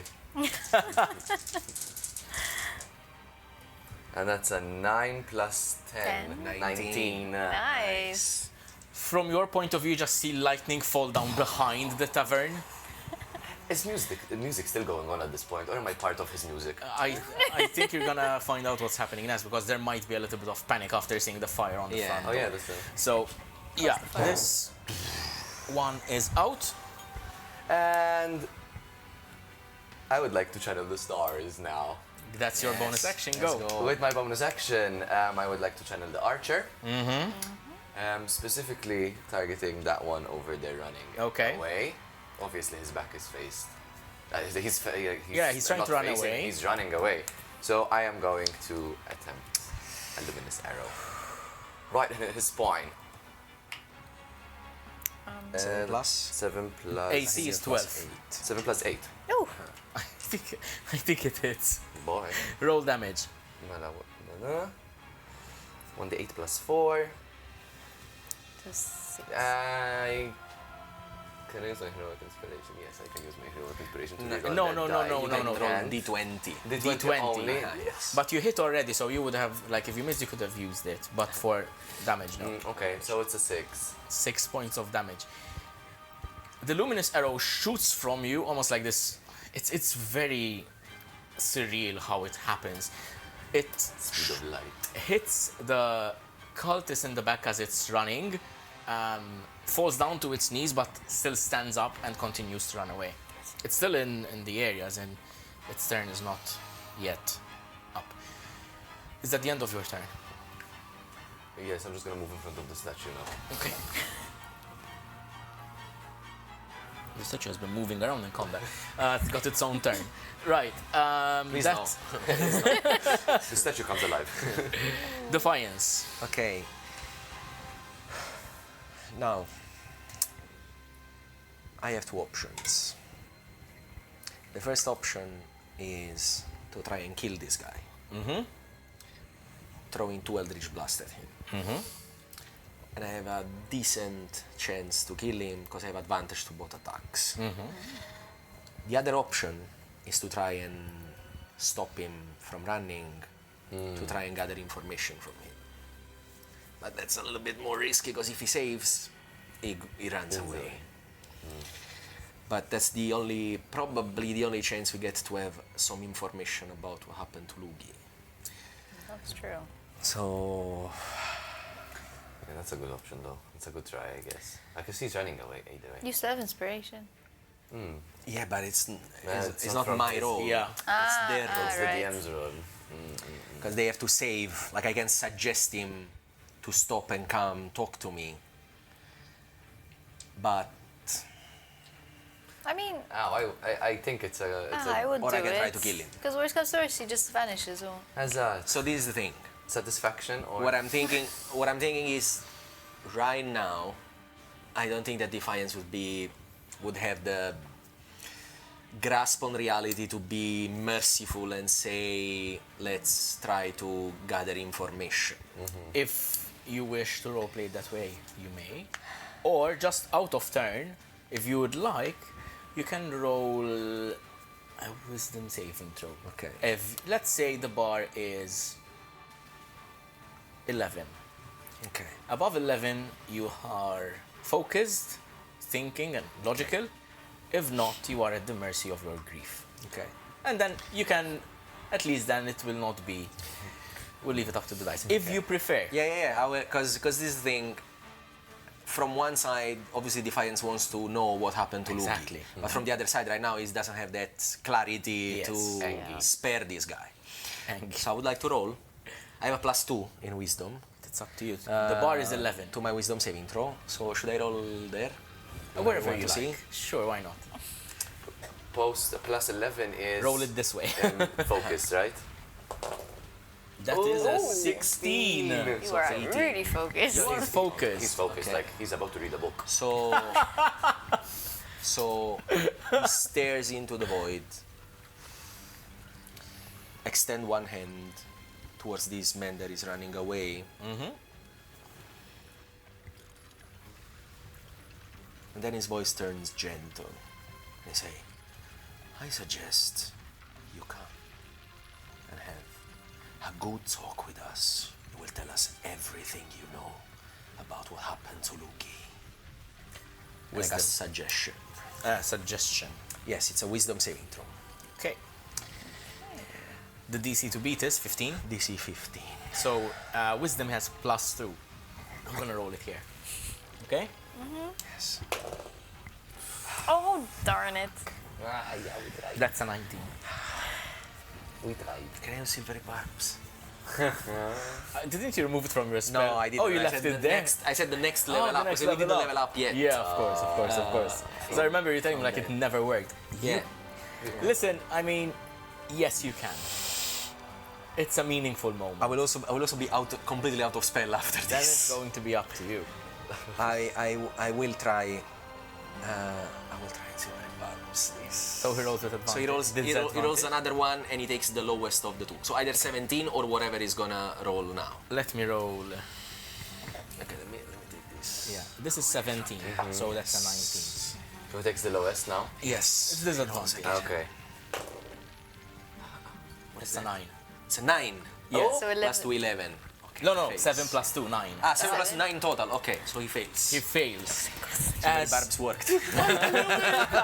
finally, in like 9 weeks, 9 episodes, it finally worked. I am out of spells completely. It's okay. That was the most Nothing important else. use. As you say the words and they echo through his mind, the man that's running away kind of the run turns into a jog, into a walk, and then stops, and then turns around. You can see the face is slightly blanked, and then he starts walking towards you as the other one dashes away in the darkness. Combat is ended. Good job, guys. As This one walks towards you in the darkness. Fire still engulfs the tavern, but at this point, people start rushing out. The door swings open, having its sealing magic dissipated. You can see the people running out in a panic. Also, you start seeing people running out from the back door. From the service doors, you see some jumping out of the ground floor windows, and even before you know it, the fire has engulfed the top floor as well. You do not know it yet, but perhaps your actions in unlocking the door may have saved lives. So, as soon as the guy enters the darkness, the only thing he sees are the yellow eyes, and then the darkness dissipates. we don't really need a battle map anymore. Yeah, so that when the people comes out, they don't they run don't into see. a black. Trampled to death Yes. suddenly. I mean, yeah. So, people start filtering out. They spill into the town square, driven by the fire. As they kind of huddle and crowd, they start stopping at the perimeter of the town square. Some of them run home, some of them just run away, but some of them stop to see the scene before them. Bodies on the ground, you three standing, and another man, robed and hooded, standing in front of you, almost like Charmed. charmed. He's literally essentially. charmed. At first, you see them looking with suspicion. Some of them immediately jump into action, not towards you, but they try to put out the fire on the tavern. However, you see them running towards the fjords with buckets and coming back. You start hearing yelling as like, go to the well, and then someone says, no, the well is closed, and like this kind of, there's this panic going on. Eventually, Talitha pushes her way up to the front, and she looks at you like, what happened? And then, as her eyes search the square, where's Lugii? I look at her and I say, please, unlock the doors of your laboratory. We need a place of privacy. And you see that his hand is literally shaking. At the moment, he's also concentrating on maintaining the charm on the guy. It's a very particular situation. Roll persuasion with advantage. Okay. Because of the panic, because of the scenery, because of like dead bodies in the square, the fire on the tavern, and you were the only guys being out. This can turn sour very quickly. 25. She looks at you, swallows silently. Yes, where's Edran? And she looks back, and Edran kind of passes to the front. You can see he's supported by this wooden crutch, and as he kind of hobbles towards Talitha, he hands her the key, and she runs across the square that way to open the her apothecary for you. I look towards Reyna and I say, fetch the rope, bound him. And I look at the suggested guy, and then I look at Parvandir and I say, please, bring Lugii. And given the fact that the cultist is now charmed by me, I will tell him, come, we will talk now. There is not much of an expression on the cultist's face, but from this close distance, you can see certain features which are distinctive. He is wearing a bony skull mask which goes down to his nose, but you can see certain features which immediately tell you that he's elven, like a pointed chin, pointed ears under the hood. You can see kind of flowing, silky smooth hair under the hood, a few wisps kind of coming out. And as he follows you into the apothecary, you can, while you two are still outside in the town square, you start hearing calls for Councillor Wold. The tavern goers look towards a person for leadership, for guidance, for instruction on what to do. Fire has already started being put out. You can see people are running back and forth. They're forming like bucket chains to, you know, to put out the fire. Incredibly ineffective ones, because there's quite a distance to the fjord. It's not kilometers away, but it's a few hundred feet. And, you know, there's, you know, when the well is so close usually, and that is close at the moment, there's this kind of panic going on. Yeah, of course. Councillor Wold emerges from the crowd. You can see this broad, aging human man. He's dressed in kind of like a heavy, dark wool coat, fastened with like these brass clasps. He's got graying hair down to his shoulders, almost like you can see that he has a certain, shall we say, modicum of vanity, perhaps. Like, you can see that among these village folks, he tends to keep himself or his appearance well. He's a man of diplomacy rather than a man of, you know, he's not a blue-collar worker, so to speak.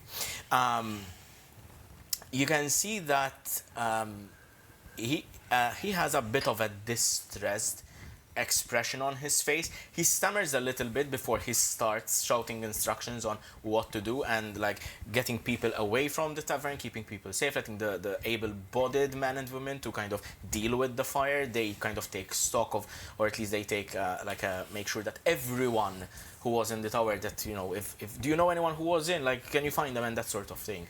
And this goes on throughout for a couple more hours, obviously, well into the early hours of the morning, when the fire finally dies down, but the tavern lies in ruins. Let's go back to your captive. What do you do once you enter the apothecary? We go into the apothecary. I remember there was like a small Couch. Yes. hand to sit. I will go and sit on the couch, and I will ask him to sit next to me.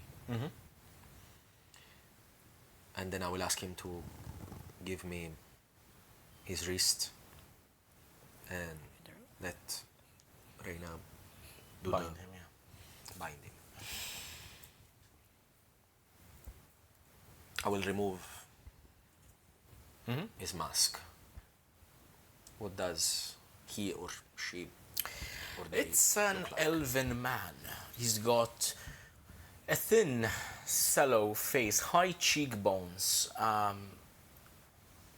blue-greenish eyes that, if you had not seen him in the context of his actions, you might even think that this is just a simple, innocent bystander. It hits you almost a little bit too hard to realize that most of these people that have meant you harm, they do not look the part. Yeah, they're just common. They're just common people. folk. They are people engaged in these activities. Like, what does an evil person even look like? It hits you slightly, and at the back of your mind you can see this as you look upon his elven face. And the hood kind of draws back slightly. You see this golden flowing hair, as I've described earlier. There is no particular distinctive feature, no scars, no blemish on the skin.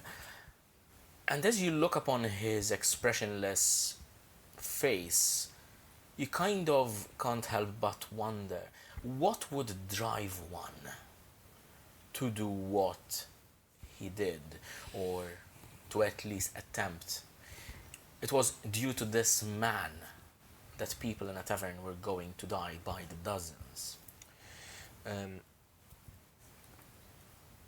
Is everybody else joined as well? If you guys prefer. Okay, so Talita and Edran are, of course, there's kind of staying a little bit away from behind the counter. They're kind of whispering to each other, kind of trying to understand what is going on, like, who is this man, what was happening, and everything. I tell both of them, do not harm him. For the next day, he will be under control. He will not be dangerous, let's say like that. We need to find out what happened to Lugii.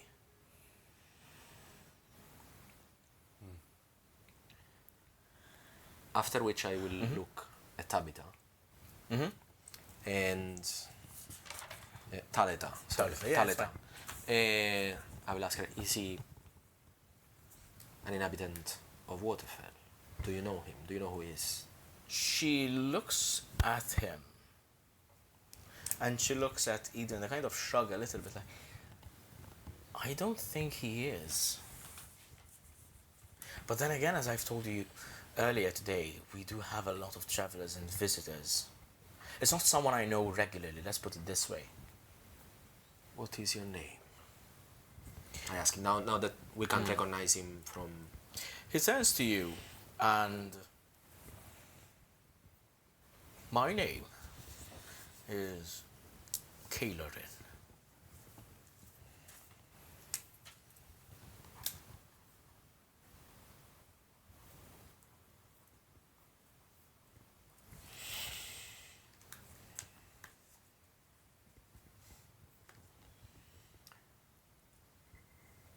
Why did you came to kill us? What was your duty tonight? He looks at you, almost as if having a conversation with, an acquaintance. There's no animosity in his expression. Yeah, by the way, he is not bound to say the truth, but he sees me in a Friendly way. favorable way. But he can lie if he wants to. It is peculiar why we were sent. I do not quite understand it myself. It is simply we're told that there will be loose ends in the square this evening, and my duty was to light the tavern ablaze. Why you had to light the tavern ablaze specifically? I understand trying to kill these people that are friends of the one that was executed. But why the people of the tavern? Heroism is often the fall of the brave. You can start seeing me getting more angry, pissed with And each answer. who is the man who executed the pixie? What is his name? We do not typically discuss his name. If one prefers to remain alive. I tell him, is his name Rubis? Gustav? You are far braver than I am. That is his name, indeed. Do you know von Gruner as well? We've heard of him. You have not met him. Not myself, luckily, if you are to believe the stories told.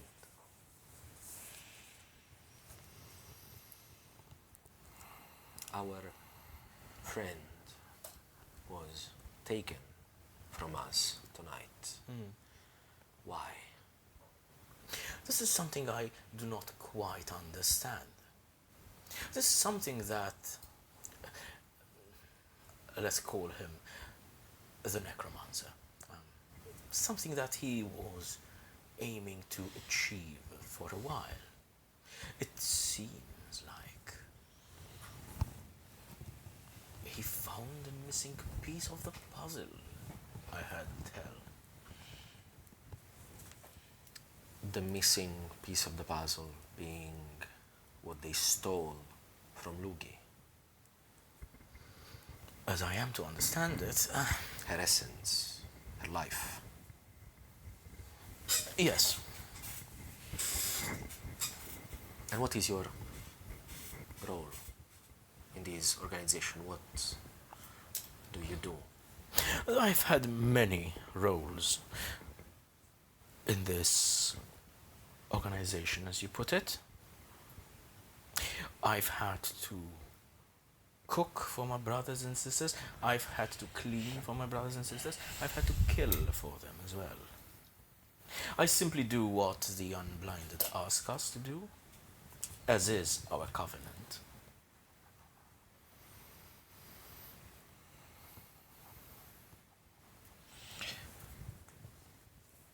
Why are you here? I have to ask myself, what brings you three? Just... Three. We were, unfortunately, just passing by. Some of us were going to the fjord. Some of us had deliveries to make. Some others were just navigating the land. Being in the wrong place in the wrong moment, I guess. No such thing. Kind of, he, with both bound hands, kind of puts his hand on your arm. Listen to me, and what's your name again?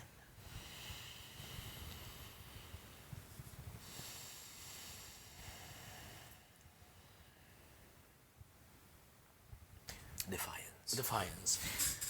I have learned that there is no such thing as coincidence. If you were here, you were meant to be here. There's no such thing as wrong place, wrong time.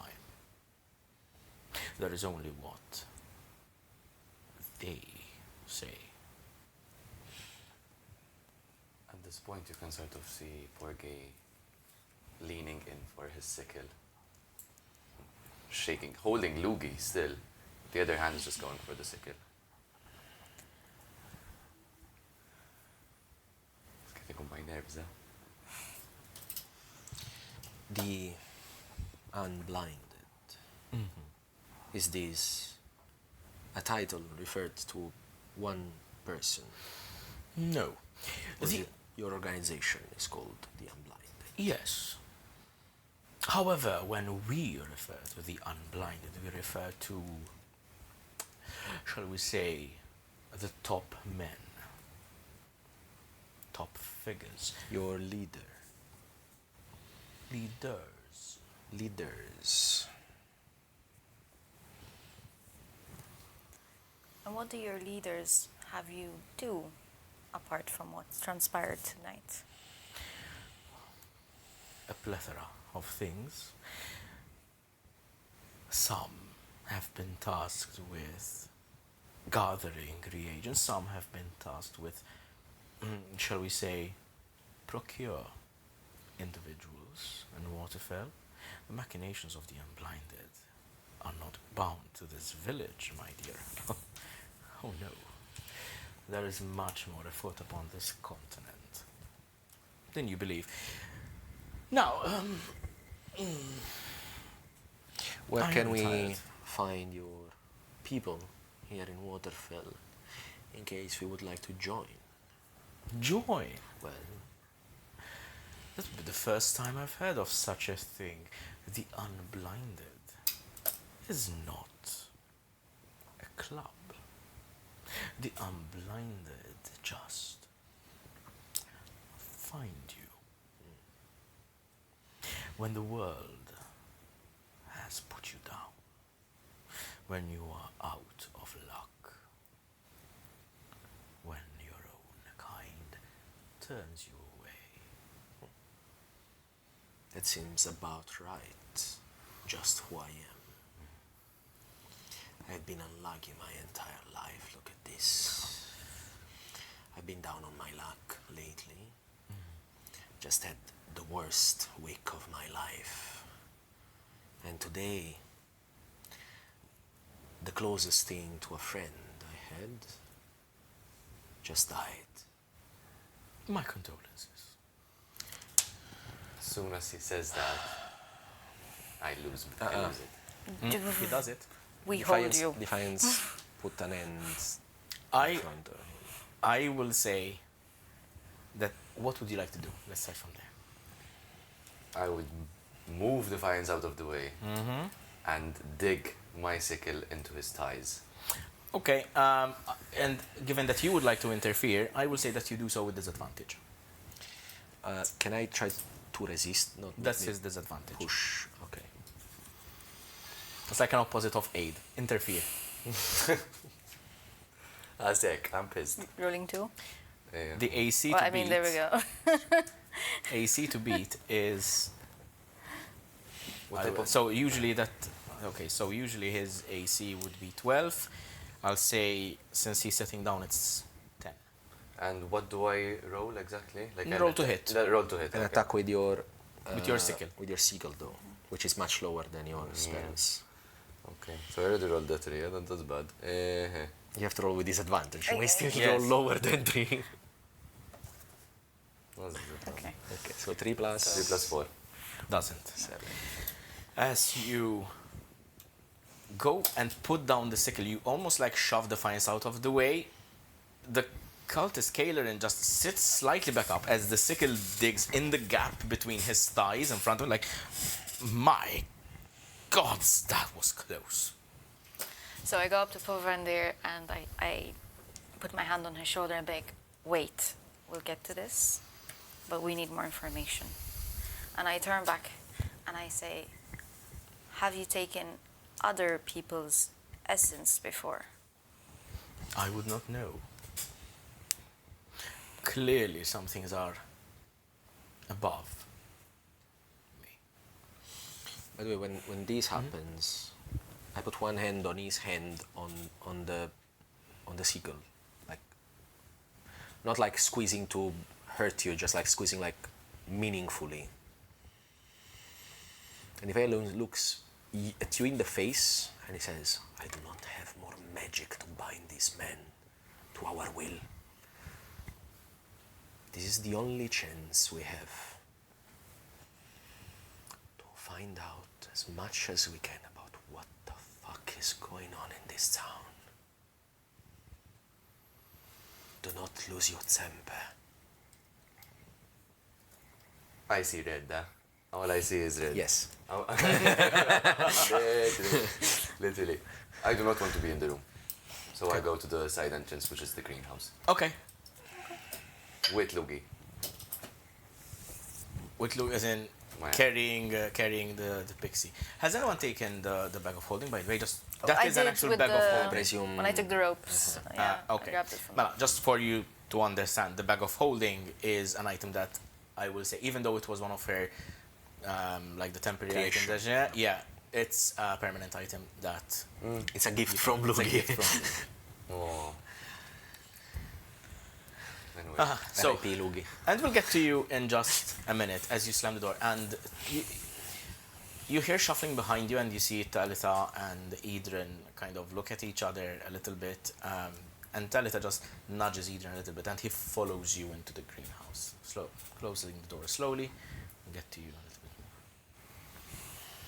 more. Sorry, I missed. What did you ask him while I was... I asked if they have taken the essence of others before. Uh-huh. And he said that he wouldn't know. He wouldn't know. No. Okay. So, pardon, my friend. He is quite shaken by what happened tonight. We are all. Well, it is understandable. I would be in quite the same situation. I am the same situation, considering you've killed a number of my friends as well. Yes. They provoked us. As I was saying, I've been quite down on my luck. Many of us have, you know. I could see you in the Unblinded, but How would I find them? as I said, they find you. But I suppose this is not the right place for it either. This is simply a foothold in the grander schemes. This is where he operates. We are simply here to aid him. If you'd like to find the Unblinded, you must travel far. How far are we talking? Sellers arise. Would we know anything about? Roll history. I can I say am that proficient. both of you can do with advantage because this is general knowledge. I would say general geographical knowledge. I have a proficiency as well. Madonna. 15. 15 as well. 9 plus 6. Okay. So Stellar's Rise is a remote human village in the northwestern part of Uqabai. It is east of the Durindam. So beyond the Dwarven Mountains, it lies somewhere between the Elven Kingdom, the Dwarven Kingdom to the north, and the Elven Kingdom to the west. It's like in that stretch, in that round piece of land. There are several remote settlements there. There would be Silverdelve, there would be Seller's Rise, the Tear is also in that area, the Graxian Mines. You know, it's this, shall we say, not overly dangerous, but not as well traveled. Most of the travel, as you know, happens through the Corric. Stellar's Rise, from what you know, is a ruined town. It is said that its population vanished overnight, mysteriously, years ago. Mysteriously. It's not old. It's not Yeah, yeah, Eldervale, but mysteriously. Having been told that Stellar's Rise is where these cultists, these people congregate, both makes sense in the sense like, okay, so it's a remote place, no one goes there, oh, fair enough, but also like, shouldn't it be deserted? Wouldn't there be rumors of activity? Wouldn't there be, I don't know, news that people are returning to this abandoned village? Can I make an insight check just to see if Go there's ahead. anything about him that seems to be deceiving? Go ahead. 8. To the best of your ability, Rolled garbage. to the best of your ability, you cannot tell whether he is being deceitful. What you do notice, however, is that despite his predicament, perhaps even due to your spell, he seems quite comfortable. How did you know we were in Waterfell? I didn't know. How did they know? The necromancer has his ways. It is said, at least between us lower folk, that they have the ability to foresee things. Can I ask, back to, I think it was the first session. Did I take the missive with me? You take what? Sorry? The missive with me.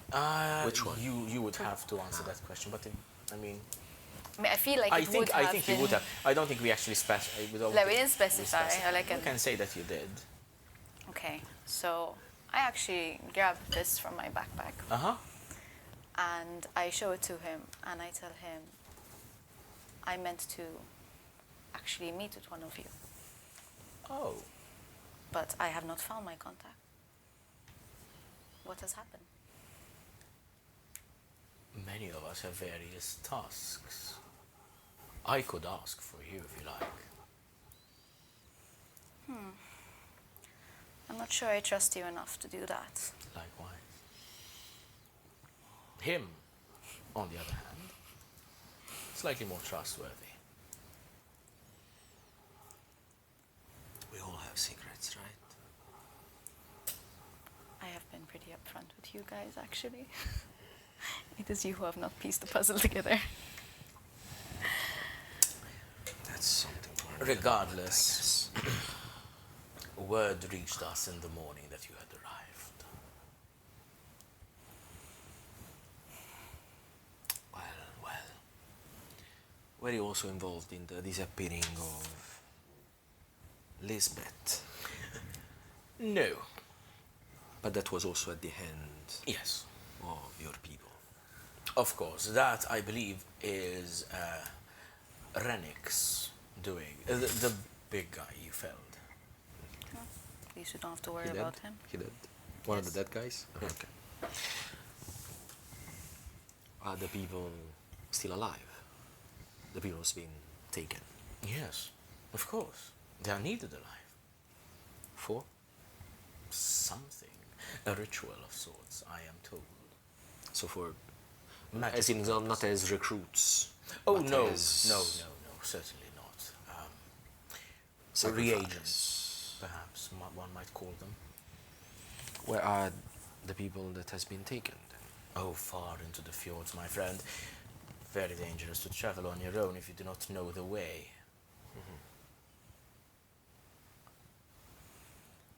I pull you aside and I ask you, do you think it's wise if we maybe force him to go with us to Stellar Rise? Or do we, end him here? I don't think I can force him to. There are other ways of persuasion. Surely. This enchantment lasts for about 8 hours, at best. That's quite good, actually.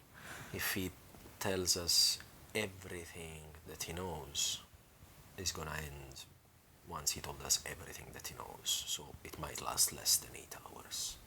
Also, I don't think he's willing to tell us everything that he knows. How do we know that what he's saying is the truth, though? We don't, but that's the best shot we've got right now. True. But I feel we need more than just information. Well, we'll need a lot of things. But for now,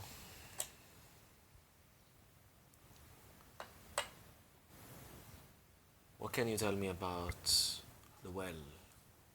Does your people go down the well? The well, yes. We do use it, in fact, to get around. So you use... It's like an underground system of passages? An old... it's a labyrinth of waterways.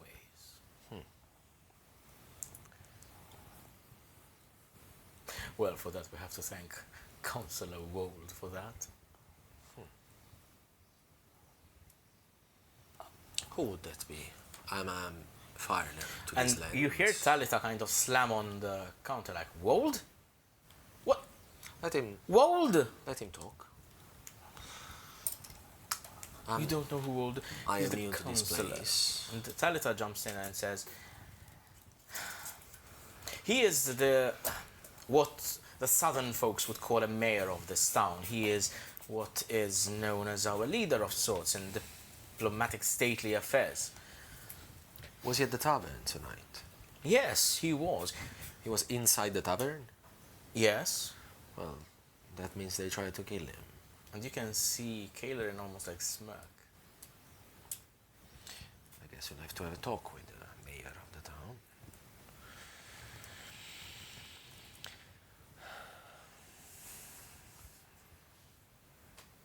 Anything else comes to mind that we would like to ask our friendly fella here? One more thing. After you tied up the loose ends, where were you heading? Into the fjords. Any place specifically? Moroheim's Landing. I feel like I should know more about this, but I don't. We have heard of this We have. from her husband, from Edran. Edran. It's one of the arcane locations where you yes. were. It's like the Where spire, I think. he wants the it. spire. He wants it to go. No, Moroheim's Landing, as you've been told, is a It's one of remote, those- segregated areas in the fjords. It is legendary in the sense it is fabled to be the location where Moroheim's workshop is. Moroheim was this Ah, yes, Utgardian the guild hall. Yeah, okay. builder, crafter, the one who, well, is fabled to have built Utgard on top of Mount Titania. Okay, They said that his workshop is in the fjords and Moroheim's Landing is where it's supposed to be. It's just one of those areas that is named after him. Okay. So I turn to you. I'm like, I don't know. What shall we do with him? Do we have any other question? And I look at Talita as well. Do we have any more questions for him?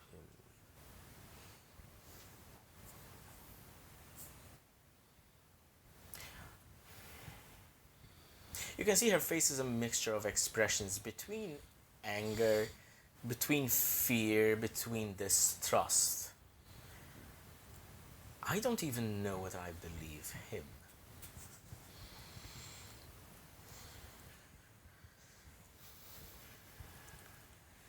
How long have you been in Waterfell? That's a good question. And he turns to her and says, well, a couple of weeks. Since the people started disappearing. That is exactly why we came here. That's the right word. We'll have to clean here.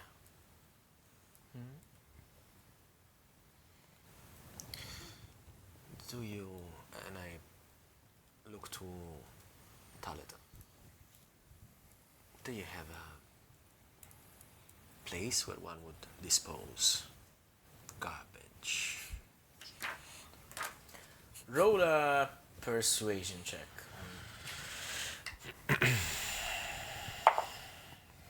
28. Hey, listen. That's what Defiance does. That's the only thing he does. She looks at you. She keeps her eye on him, but kind of her face looks towards you slightly, speaking to you, Defiance. What happened to Lugii?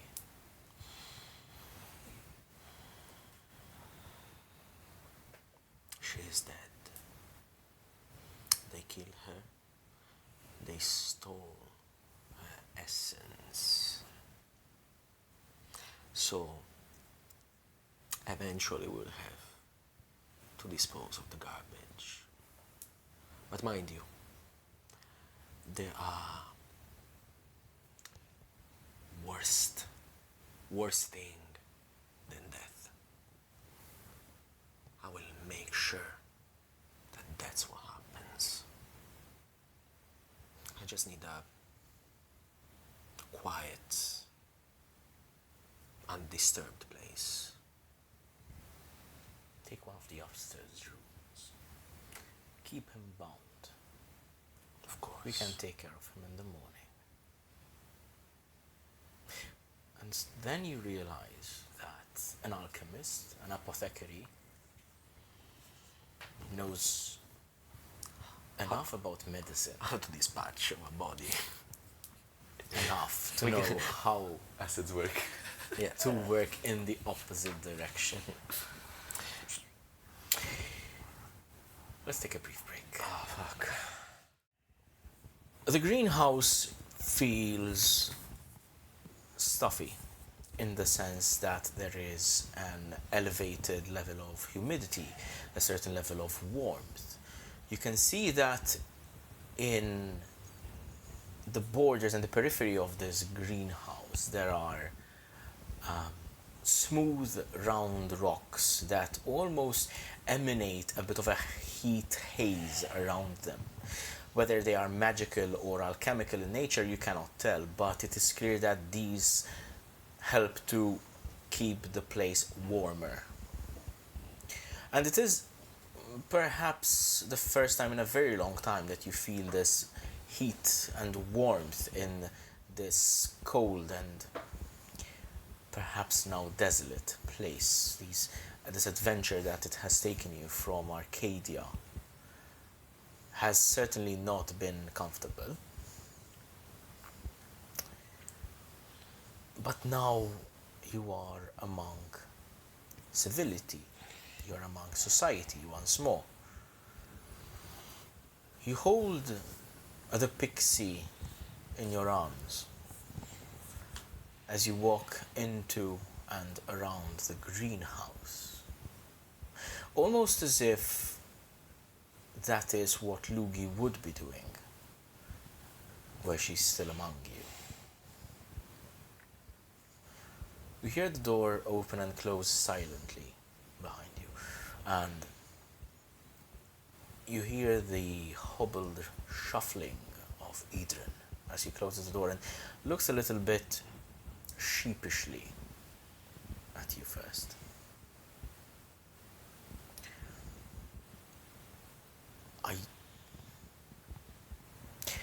I don't suppose this will be of much comfort.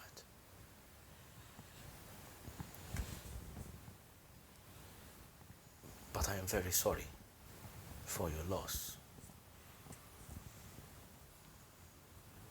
I look over to him in sorrow. And I bow. I don't even speak back to him. Can I have a little bit more information on the greenhouse in terms of what type of vegetation? Is it flower? Is it root? The greenhouse is segmented in 4 rows. Okay. There are long planters filled with soil. You can tell from your, say, nature background that you can identify like different kinds of soil meant to promote growth in different kinds of herbs. There aren't all the herbs available in the environment, but there are certainly the most common ones, typically used for healing potions, typically used for remedies, that sort of thing. There is a mixture of plants that are flowering, plants that bear fruits and berries. Obviously, some of them would have usable roots. So there is quite a mix of, shall we say, herbs and alchemical reagents that would be foraged from the wilds. Instead, they are being grown here. I would like to generally and very slowly walk towards the area with most bloom. So an area which has, let's say, flowers of some sort. Is there any? I presume there's irrigation, and maybe there's somewhere I can wash my hands or like run water through. There is, in one of the corners, close to one of the hot stones, there is a small basin. The basin seems to have a constant flow of water in it from a wooden pipe coming through the wall. Potentially some sort of water tower, water reservoir is outside that keeps collecting rainwater or in some way generates water. And you dip one of your hands and it feels cold to the touch. It almost like perks you up, it freshens you up as you run your hand through it. While running my hand through it, obviously I have Lugii on one of my hands and water from the other. I would like to gently clean off Lugii's wound, mainly her stained blood. And at that point, touching Lugii in this form, it still feels surreal that I am cleaning Lugii's soulless body.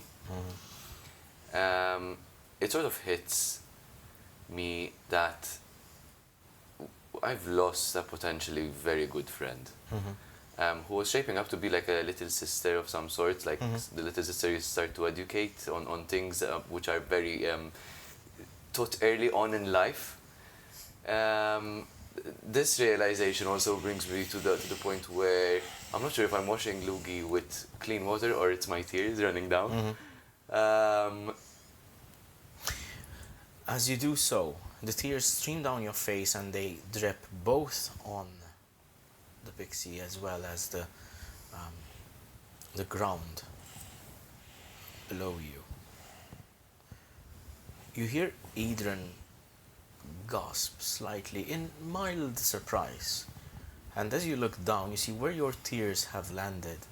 Unwittingly, you have conjured small pieces of vegetation, small pieces of bloom have sprouted from your tears. It has been a very long time since you have felt a lack of control over your emotions, over your powers, over your magic.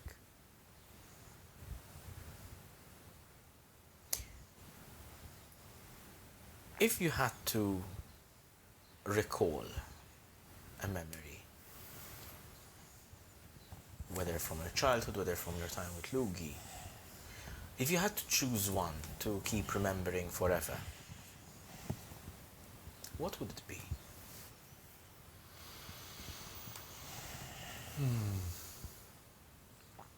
I think at times like this, I would go back to the childish, adolescent days where my only trouble was falling off little stairs going up to the canopy just so that I can see the sunset, or trampling over a flower and devastating my whole day with it. Whereas growing up now, I am slowly walking my way into burying a friend. The childish and young wonder that seems to almost be unaware of the realities and harshness of real life is very quickly lost upon the continent as you realize. You are dealing with loss. You are dealing with a close personal loss. You have experienced betrayal. You have experienced close calls with death yourself.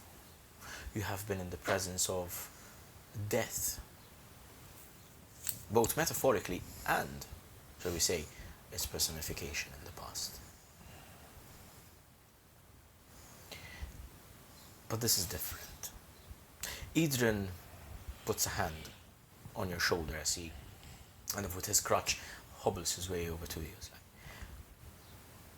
if you prefer, I know a very private and beautiful spot out of town. If you'd like to bury your friend there. And with his hand on my shoulder, I use it as a resting, I rest on it and I just continue to cry. I hear him, and as much as I want to, I don't want to lose sight of Lugii's new form, because I am sort of really sorry for the fact that she hid something so beautiful and outerworldly from all of us, and to not see it in life, to not see it actually speak back to me, it's very hard. It's incredibly devastating. But after a very short while, I look up to him and I would say, yes, that is what Lugii would want. We shall see to it in the morning. You two. Talitha told you that he can be dealt with in the morning. It is past midnight at this point. The hour grows very late, and weariness almost comes crashing down upon you.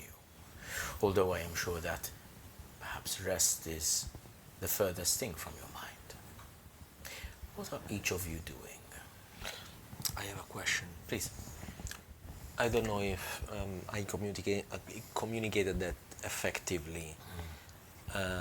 And so I'm not sure if what Talitha meant was like dealing with the body we would do in the morning. It could mean both the body or dealing with him as a person in the morning. Okay, because Defiance will definitely not let this man have another night of peace or rest. Okay. That is not in his intention for the slightest. Okay. So before excusing himself with the men, Okay. he will pick up his rope as well, and then will grab the man by under his arm and lift him from the couch and start walking towards the room that Talitha points Suggest. towards a doorway which descends down into a basement. The basement is dark. It's mainly used for storage, but there is a clear corner. Reyna, are you following? Before he starts going down to the basement, I grab his arm and I tell him, "Are you sure this is what Lugii would want?"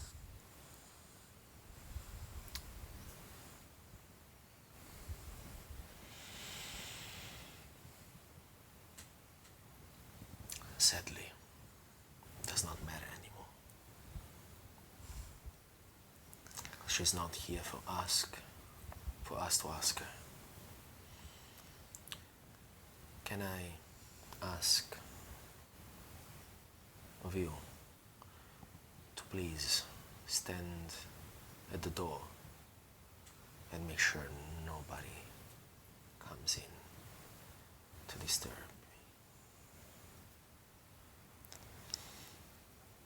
I'll admit that it is not something I fully endorse, but I understand that this is your own process. So I'll do that. I'll stay by the door. Thank you. I appreciate the trust. And I will walk in.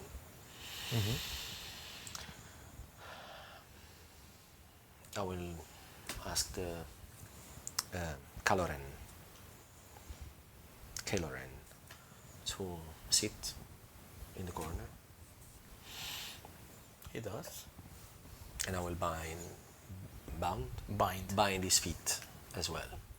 Apart from It's this. rather uncomfortable. It's gonna unfortunately get a lot more uncomfortable than this, my friend.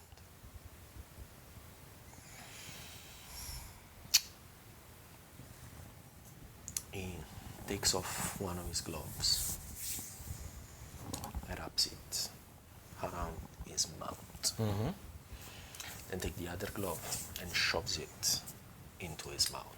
Okay. After which he will sit across to him. He will close his eyes and put the stuff where the corner is in front of the man so that he cannot move from that corner and let go of the stuff.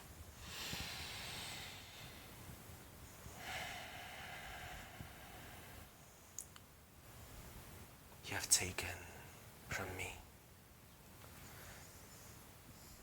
the only person with no bias, the only person that saw beyond.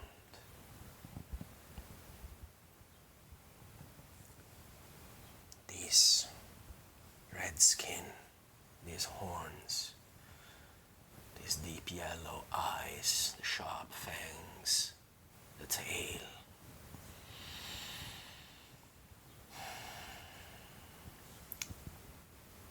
Death is not enough for you and for all your people.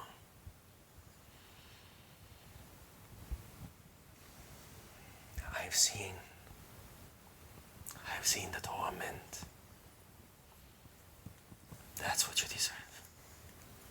That is the justice your soul will pay for. And from the shadow behind me, Malachiel appears. With a fluttering of wings, the imp falls on the ground on all fours, scutters to you, and you feel him climb up your back, craning its neck between your shoulder and your head, looking down at him. You can hear this malevolent snickering. He will be fully visible. Yes. For, I think, maybe the second time since we started the campaign.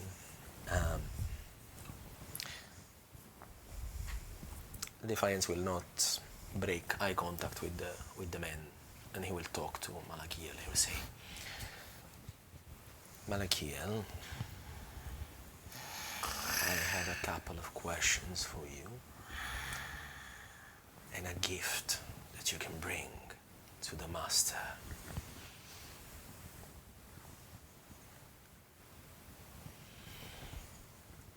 Did Lugii's soul went to the Master?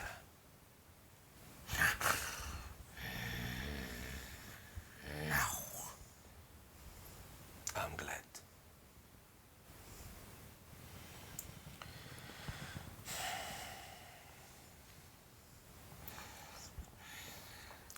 you can feel and hear Malachiel almost like licking his lips and fanged teeth in anticipation. I will take out the letter for Asgar. And I will say to Malachiel, tell the master I'm here to deliver on his message. And tell the master I want to be able to bind contracts like he does. So I can send souls like this one to eternal torment. He looks at you, and I don't think you've ever seen Malachiel this close to you, as in to your face. You see the sunken eyes, almost like thin skin wrapped around a bare skull, almost. The small horns on its head, the fanged teeth. Not simply like elongated canines, but also like fanged teeth in between, meant for ripping out flesh. You see the small burning embers that he passes for pupils. And you can almost swear that in that burning cinders of his eyes, you see a flicker of inferno. This The master shall know. This is an offering for the master. This soul does not deserve rest. I will not have my hands dirty with this garbage. But I thought maybe that might improve your mood. He jumps down from your shoulder, kind of crawls slowly towards him. You can see Caeleren almost like, it is now that your spell fades. Yeah, I want to stop concentrating on the spell. One brain cell. I want him to know He everything fully. snaps into reality. It wasn't that he was out of it, it's just now the sudden realization of his predicament is made very evident. The cultist struggles and he tries to push back against the corner. He tries to stand up, but he can't because of Hellvox. I will also have like one of the very sharp nails of Defiance to where now he removed the gloves. He wants to make a deep cut into the crimson skin so that a little bit of blood spills out. Drops of blood spill down. They run down your arm as they fall. This deep crimson, much darker than human blood, hits the floor. It goes. When we were in Albabol, in the manor, I took a quill and a bottle of ink. You did. From the desk. I want to take the quill and take some of the blood that comes from my arm. And I will let the blood drip on the forehead It of the cultist. sizzles, and you can see him struggling. It isn't incredibly painful at first, but then it drips, it accumulates, and then, in the darkness of the cellar, muffled screams ring out as Malachiel digs in.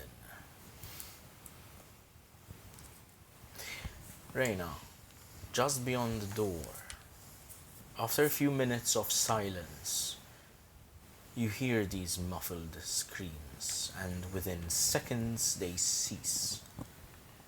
What do you do?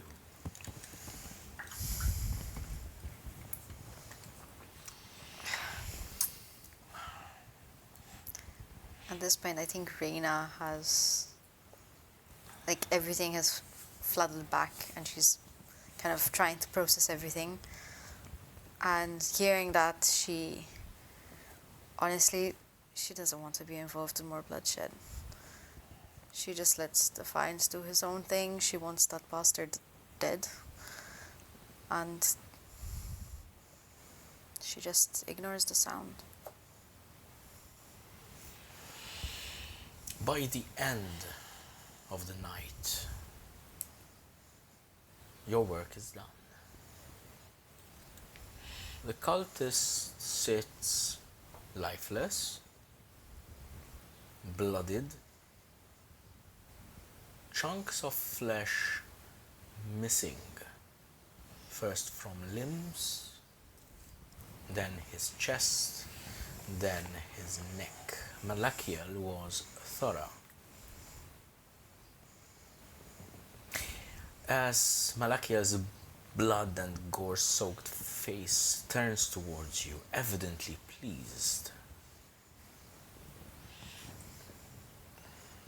he produces an old scroll.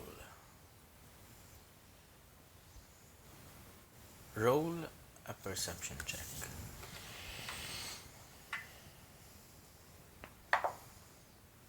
21. 16 plus 5. You see there is infernal script on it. You've seen such a scroll before. Am I able to read it Yes, you are. this time? Okay. It's just the scroll is only has a name on it, much like Asgar's.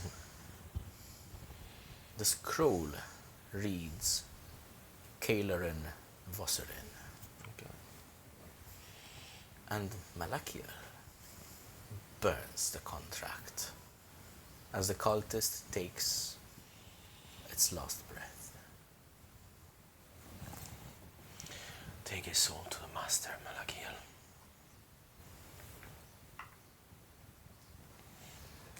As it was always designed.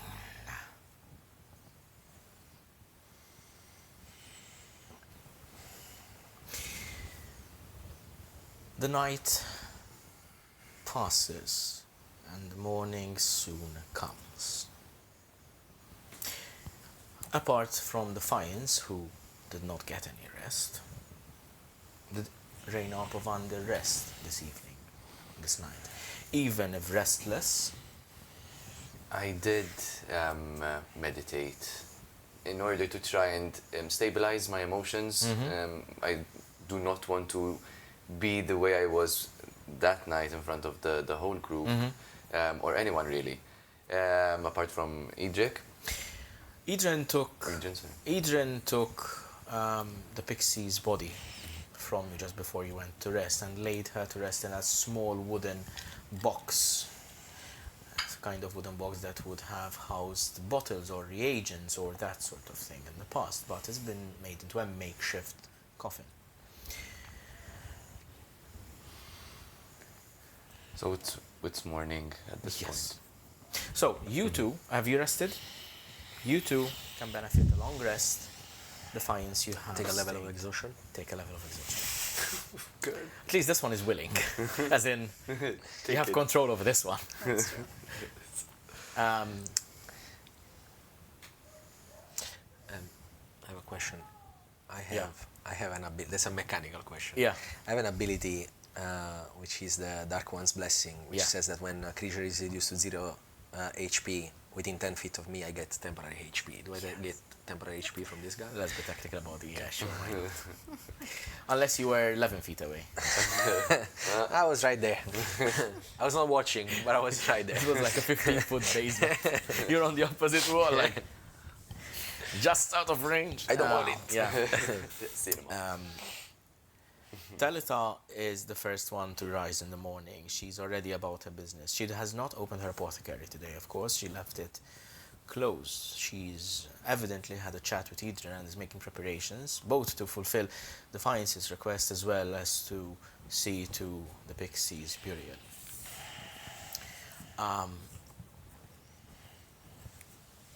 She goes to find Defiance first and in short informs you that she will be taking care of it. She doesn't specify how, and she doesn't specify by what means, but she gives you a reasonable amount of confidence that perhaps in her line of work, tending to the wounded, she tends to tend to the most, shall we say, grateful people eventually. Some of them may come from less savory backgrounds, perhaps, and maybe, even though she is not one herself, she may be able to call in a favor or two from, shall we say, less than savory individuals. Okay. I'm not gonna ask her any question. I'm going Neither to, does she you, actually. Yeah. One thing I would like to do.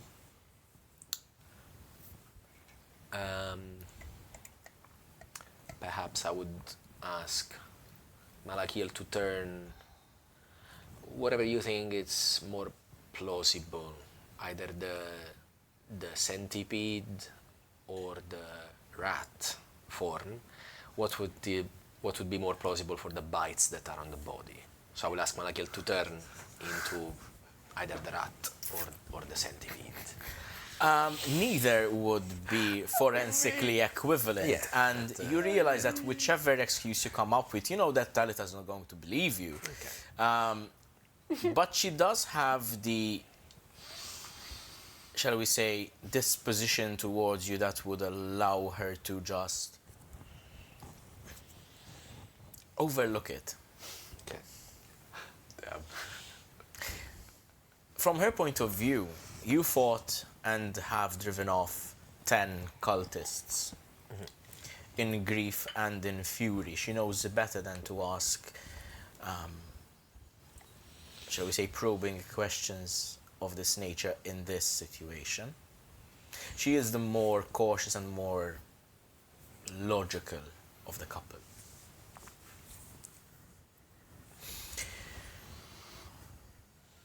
Edran will soon rouse the two of you.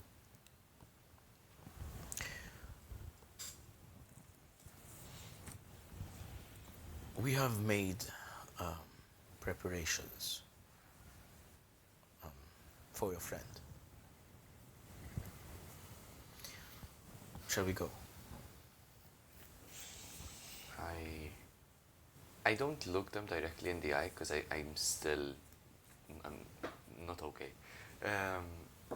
But I do say to them, I believe this is the best. And it's a broken mourning voice. I do believe it is the best tribute we can provide to Lugii. I think she would want you there.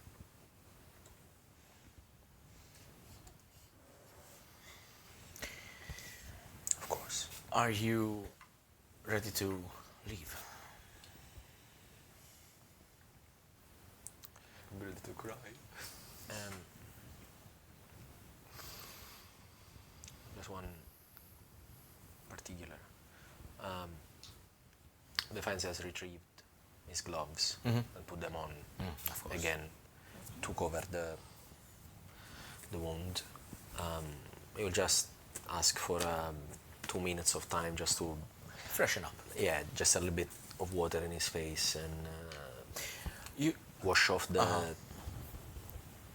You can clearly see, like in the dirt of that room and all the stuff that has happened, that he has like lines of tears on his face. So he goes to clean up a moment and then he joins the rest of the party. even after refreshing yourself, Por'Gue and Reyna, and even Talita and Edran can see that there are dark shadows under your eyes. Even the events of the past night have weighed heavily upon you, beyond the exhaustion of not sleeping. Perhaps it is an opportune moment for each of you to look upon each other and perhaps realize explicitly of the, shall we say, volatile and mortal nature that each of you hold. Talitha and Edran have procured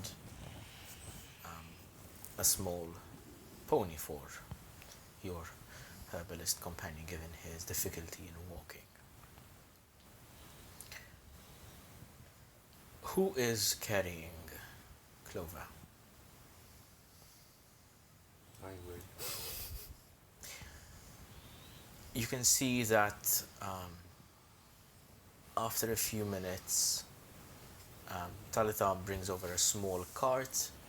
They tie it to the pony, and you can see a small shovel, small digging implements, and even some a bundle of herbs, small bundle of flowers. There's also a small, shall we say, clay pottery jar on it. And you make your way. You make your way back from whence you came, towards the Savage Wilds. You pass the town hall. However, instead of going towards the Quaking Vale, the road that Talitha and Edran take you veers to the left, veers north. You walk along an overgrown path. Branches and roots almost hinder your walk there, reminding you of Brightcurse Forest, although not as suffocating, not as overgrown. You can hear the birds chirping around you in the morning. You can see the shafts of light filter through the canopies above you. And then when the trees break and open up, you find yourself in a bit of a panoramic viewpoint. Below you, to the left, you can see Waterfell. Plumes of smoke billowing from several chimneys. You can see the fjords running beyond it. Ahead of you, you can see mountains, snow-capped and white. And from here, to the east,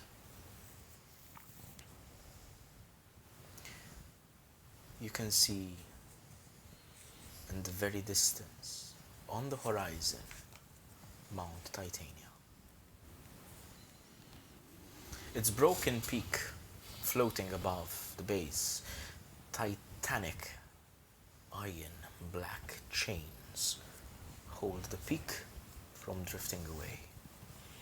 You've heard stories of it, but none of you had ever laid eyes upon it.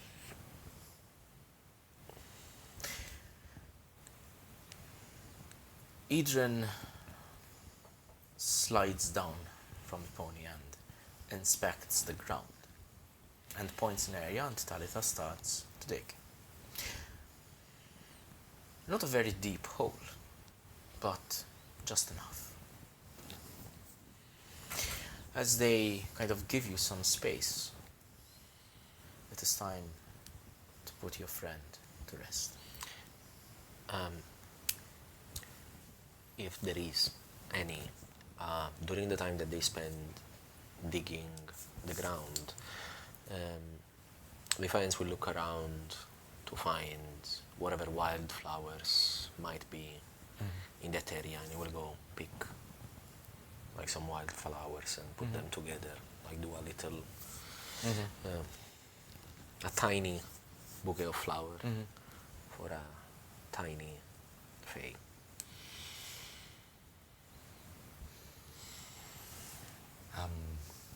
While Talitha is preparing the grave, I dig my hands into the soil and I channel for a bit. And I wait for Talitha to obviously lay down Lugii into the hole. As Edran actually takes the small coffin from your hands, closes it, and very respectfully and gently puts it down in the small grave. Talitha covers it, and as your magic takes hold, your druid craft almost immediately covers the whole mound in small grass and turf, and from it sprout clovers and dandelions, who sway gently in the breeze. Edran is silent, as is Talitha. Would any of you like to say some parting words?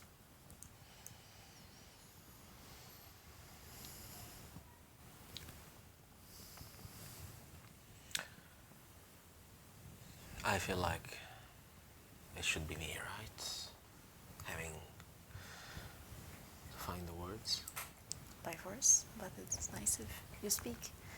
I'm sure she'll appreciate it. I feel that it should be my duty, being an entertainer, to find the words. Yet, I cannot. The only word I can find right now is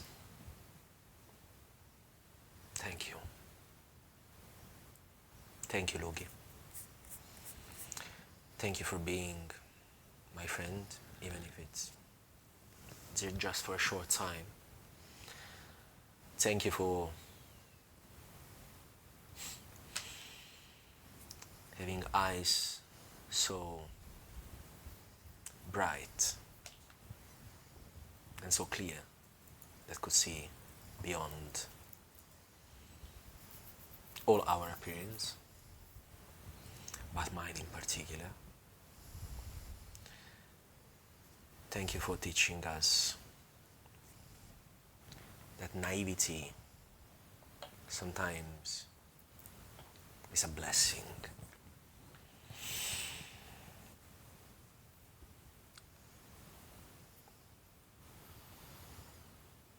And thank you for spending your last weeks with us.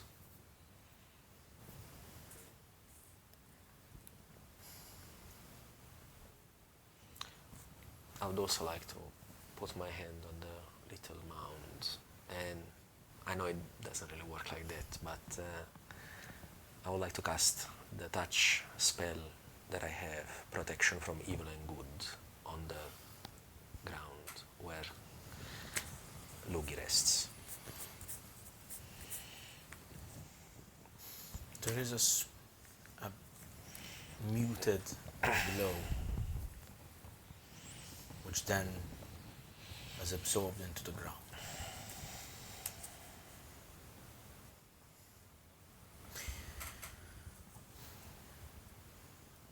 Talitha looks at Edran and helps him back up on his steed. We'll give you some time alone. Before you go, I think Lugii would like you to have these, and I pass her alchemy kit to Talitha.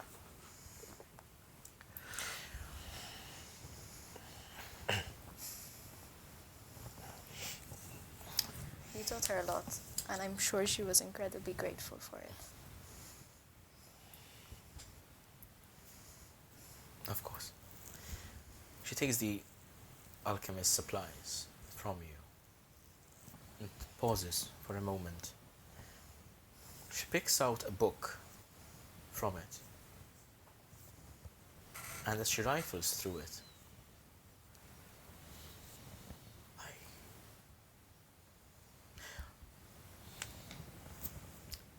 forgive me. I'll take the token. But I think she'd want you to keep this. and she hands over the book to you. It's a small leather-bound book, and you can feel immediately it's magical and it's enchanted, and the second you kind of grab it, it kind of like grows slightly in size to fit your hand a little bit better.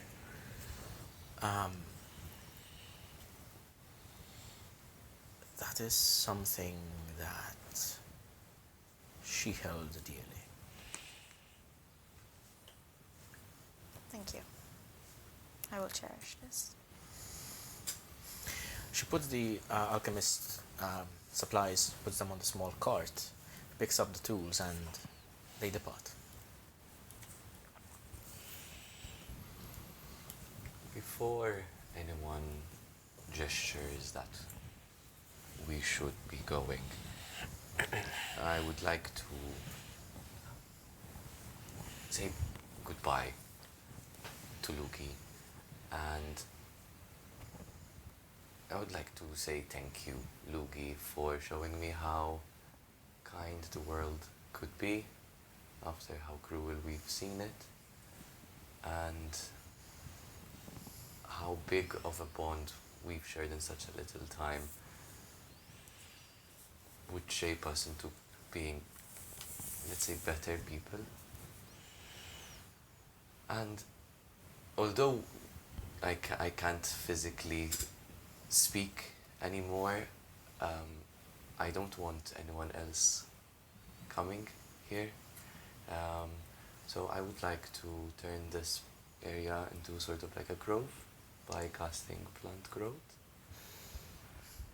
You channel your magic, and from the ground sprout vines and trees and shrubs, almost creating a small border of woodland around this grove.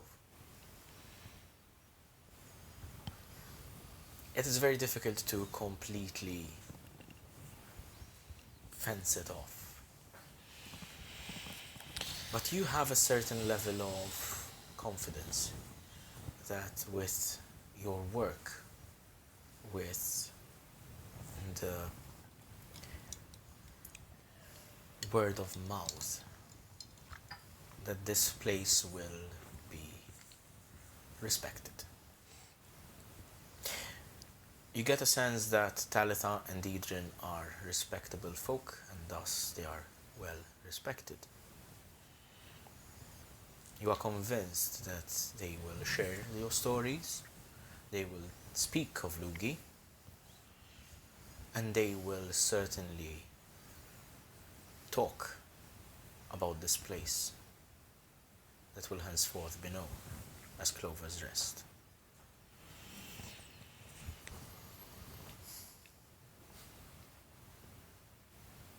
I start going around, but before I go, I say, good night, Lugii. It's time to rest.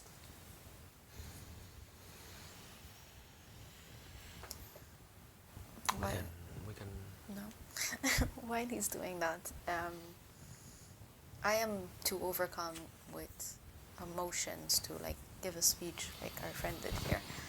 So instead, I kind of bring back all the memories from the first time meeting Lugii up till now, and I pray to Neolaris that he will protect this grove and that he will just make sure that no harm ever comes to her resting place. And now we can go. I was not gonna say that. No? Okay. No. I assumed.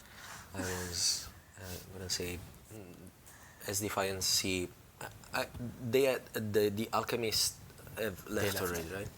As it is just the three of us, I tell everybody we can make sure we come here anytime we pass by, just to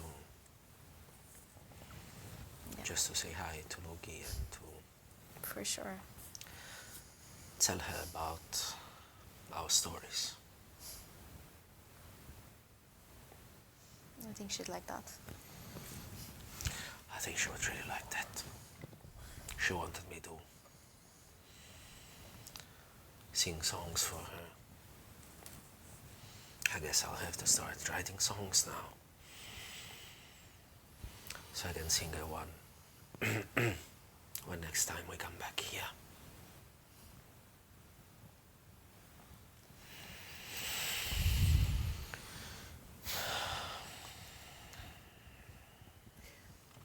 You spend minutes, hours, standing here.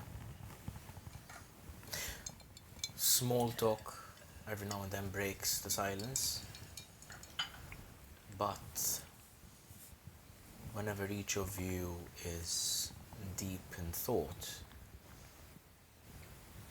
you hear the tranquility of this place. The distant rushing of fjords, the chirping of birds, the rustling of leaves as the breeze travels through the foliage. It cannot get any more peaceful than this.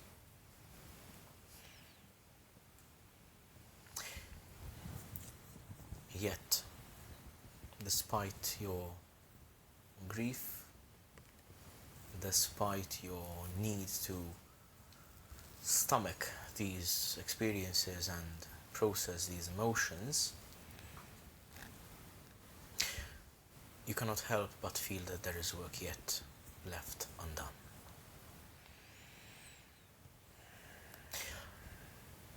What questions would each of you have privately about the events that transpired? Let's begin with Defiance.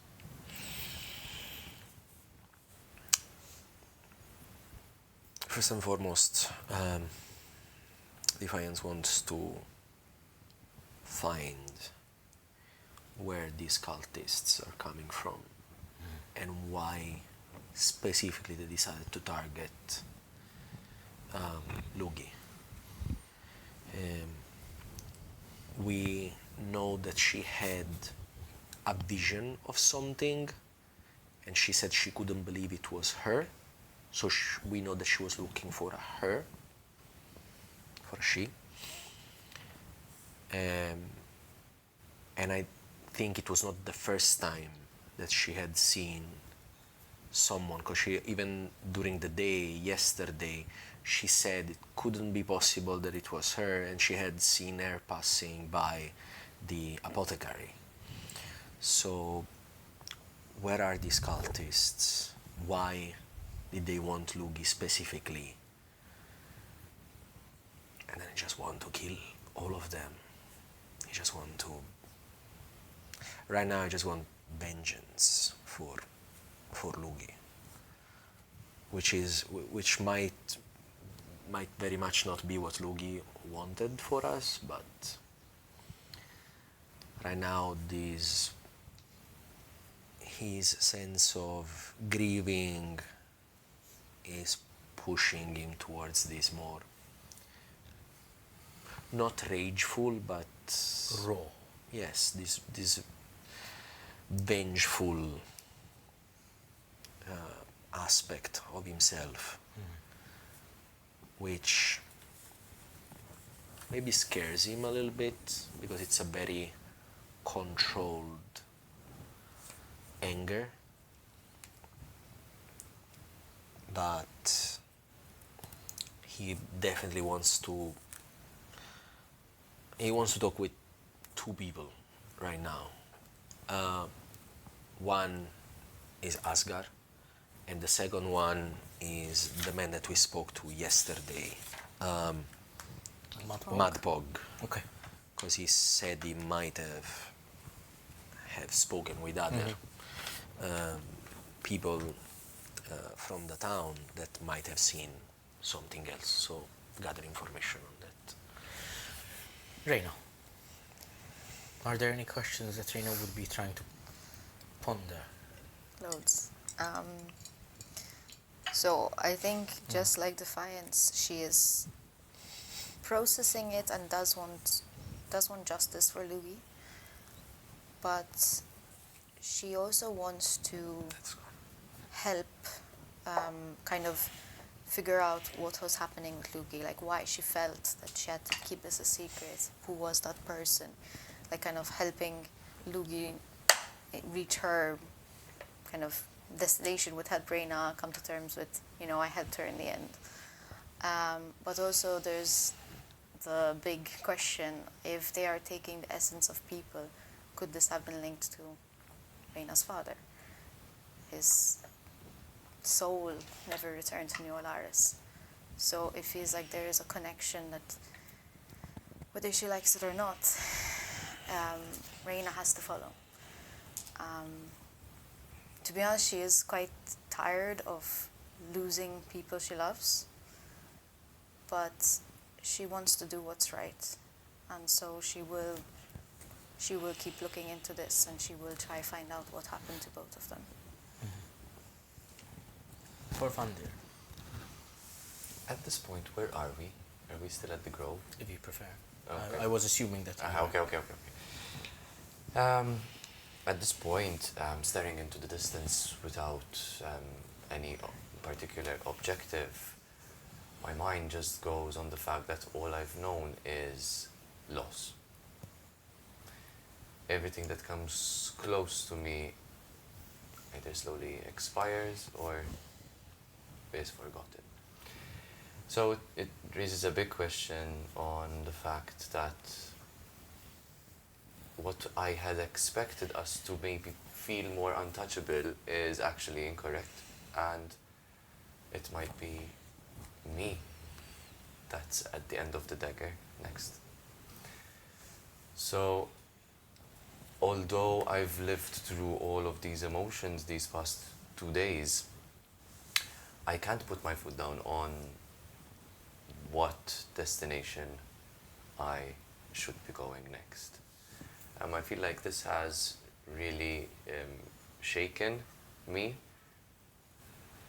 But there is an ounce of unresiding vengeance, specifically on Lugii's murderer, let's say that.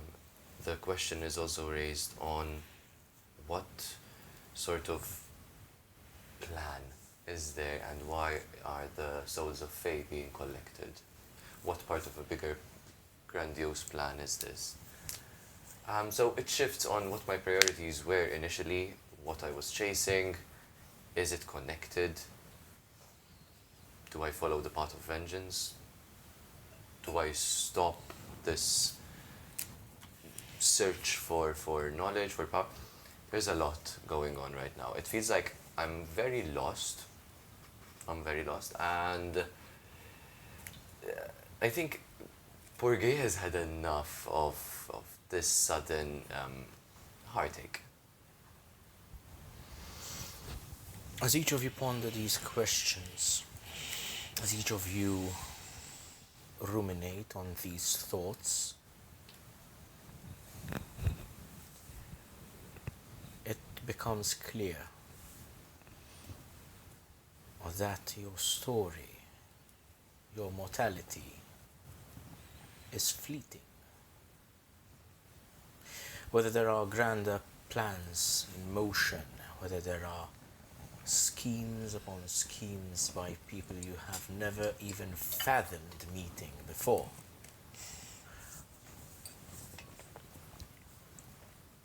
Defiance, you feel like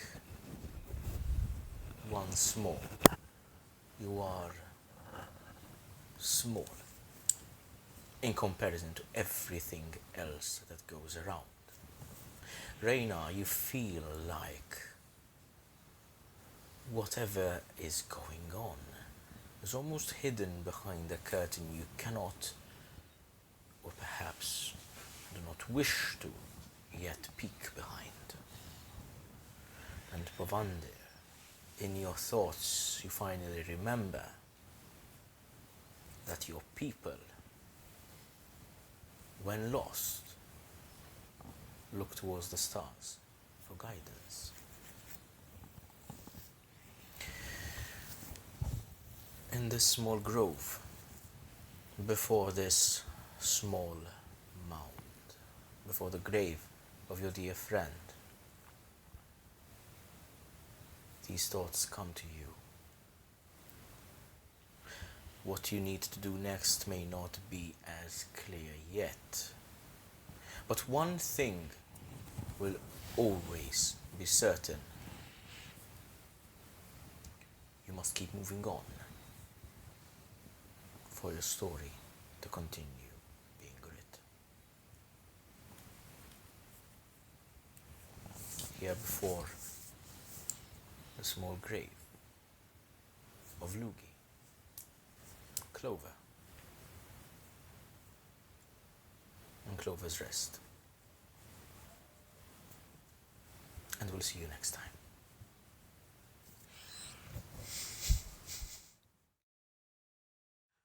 Emotionally. No, I'm not joking. It does. I'm not a very emotional person, like, obviously. So I don't like. I can't really play out crying and stuff. Like, unfortunately, I'm not an actor, so. But it was really hard. Like it's a funeral at the end of the day.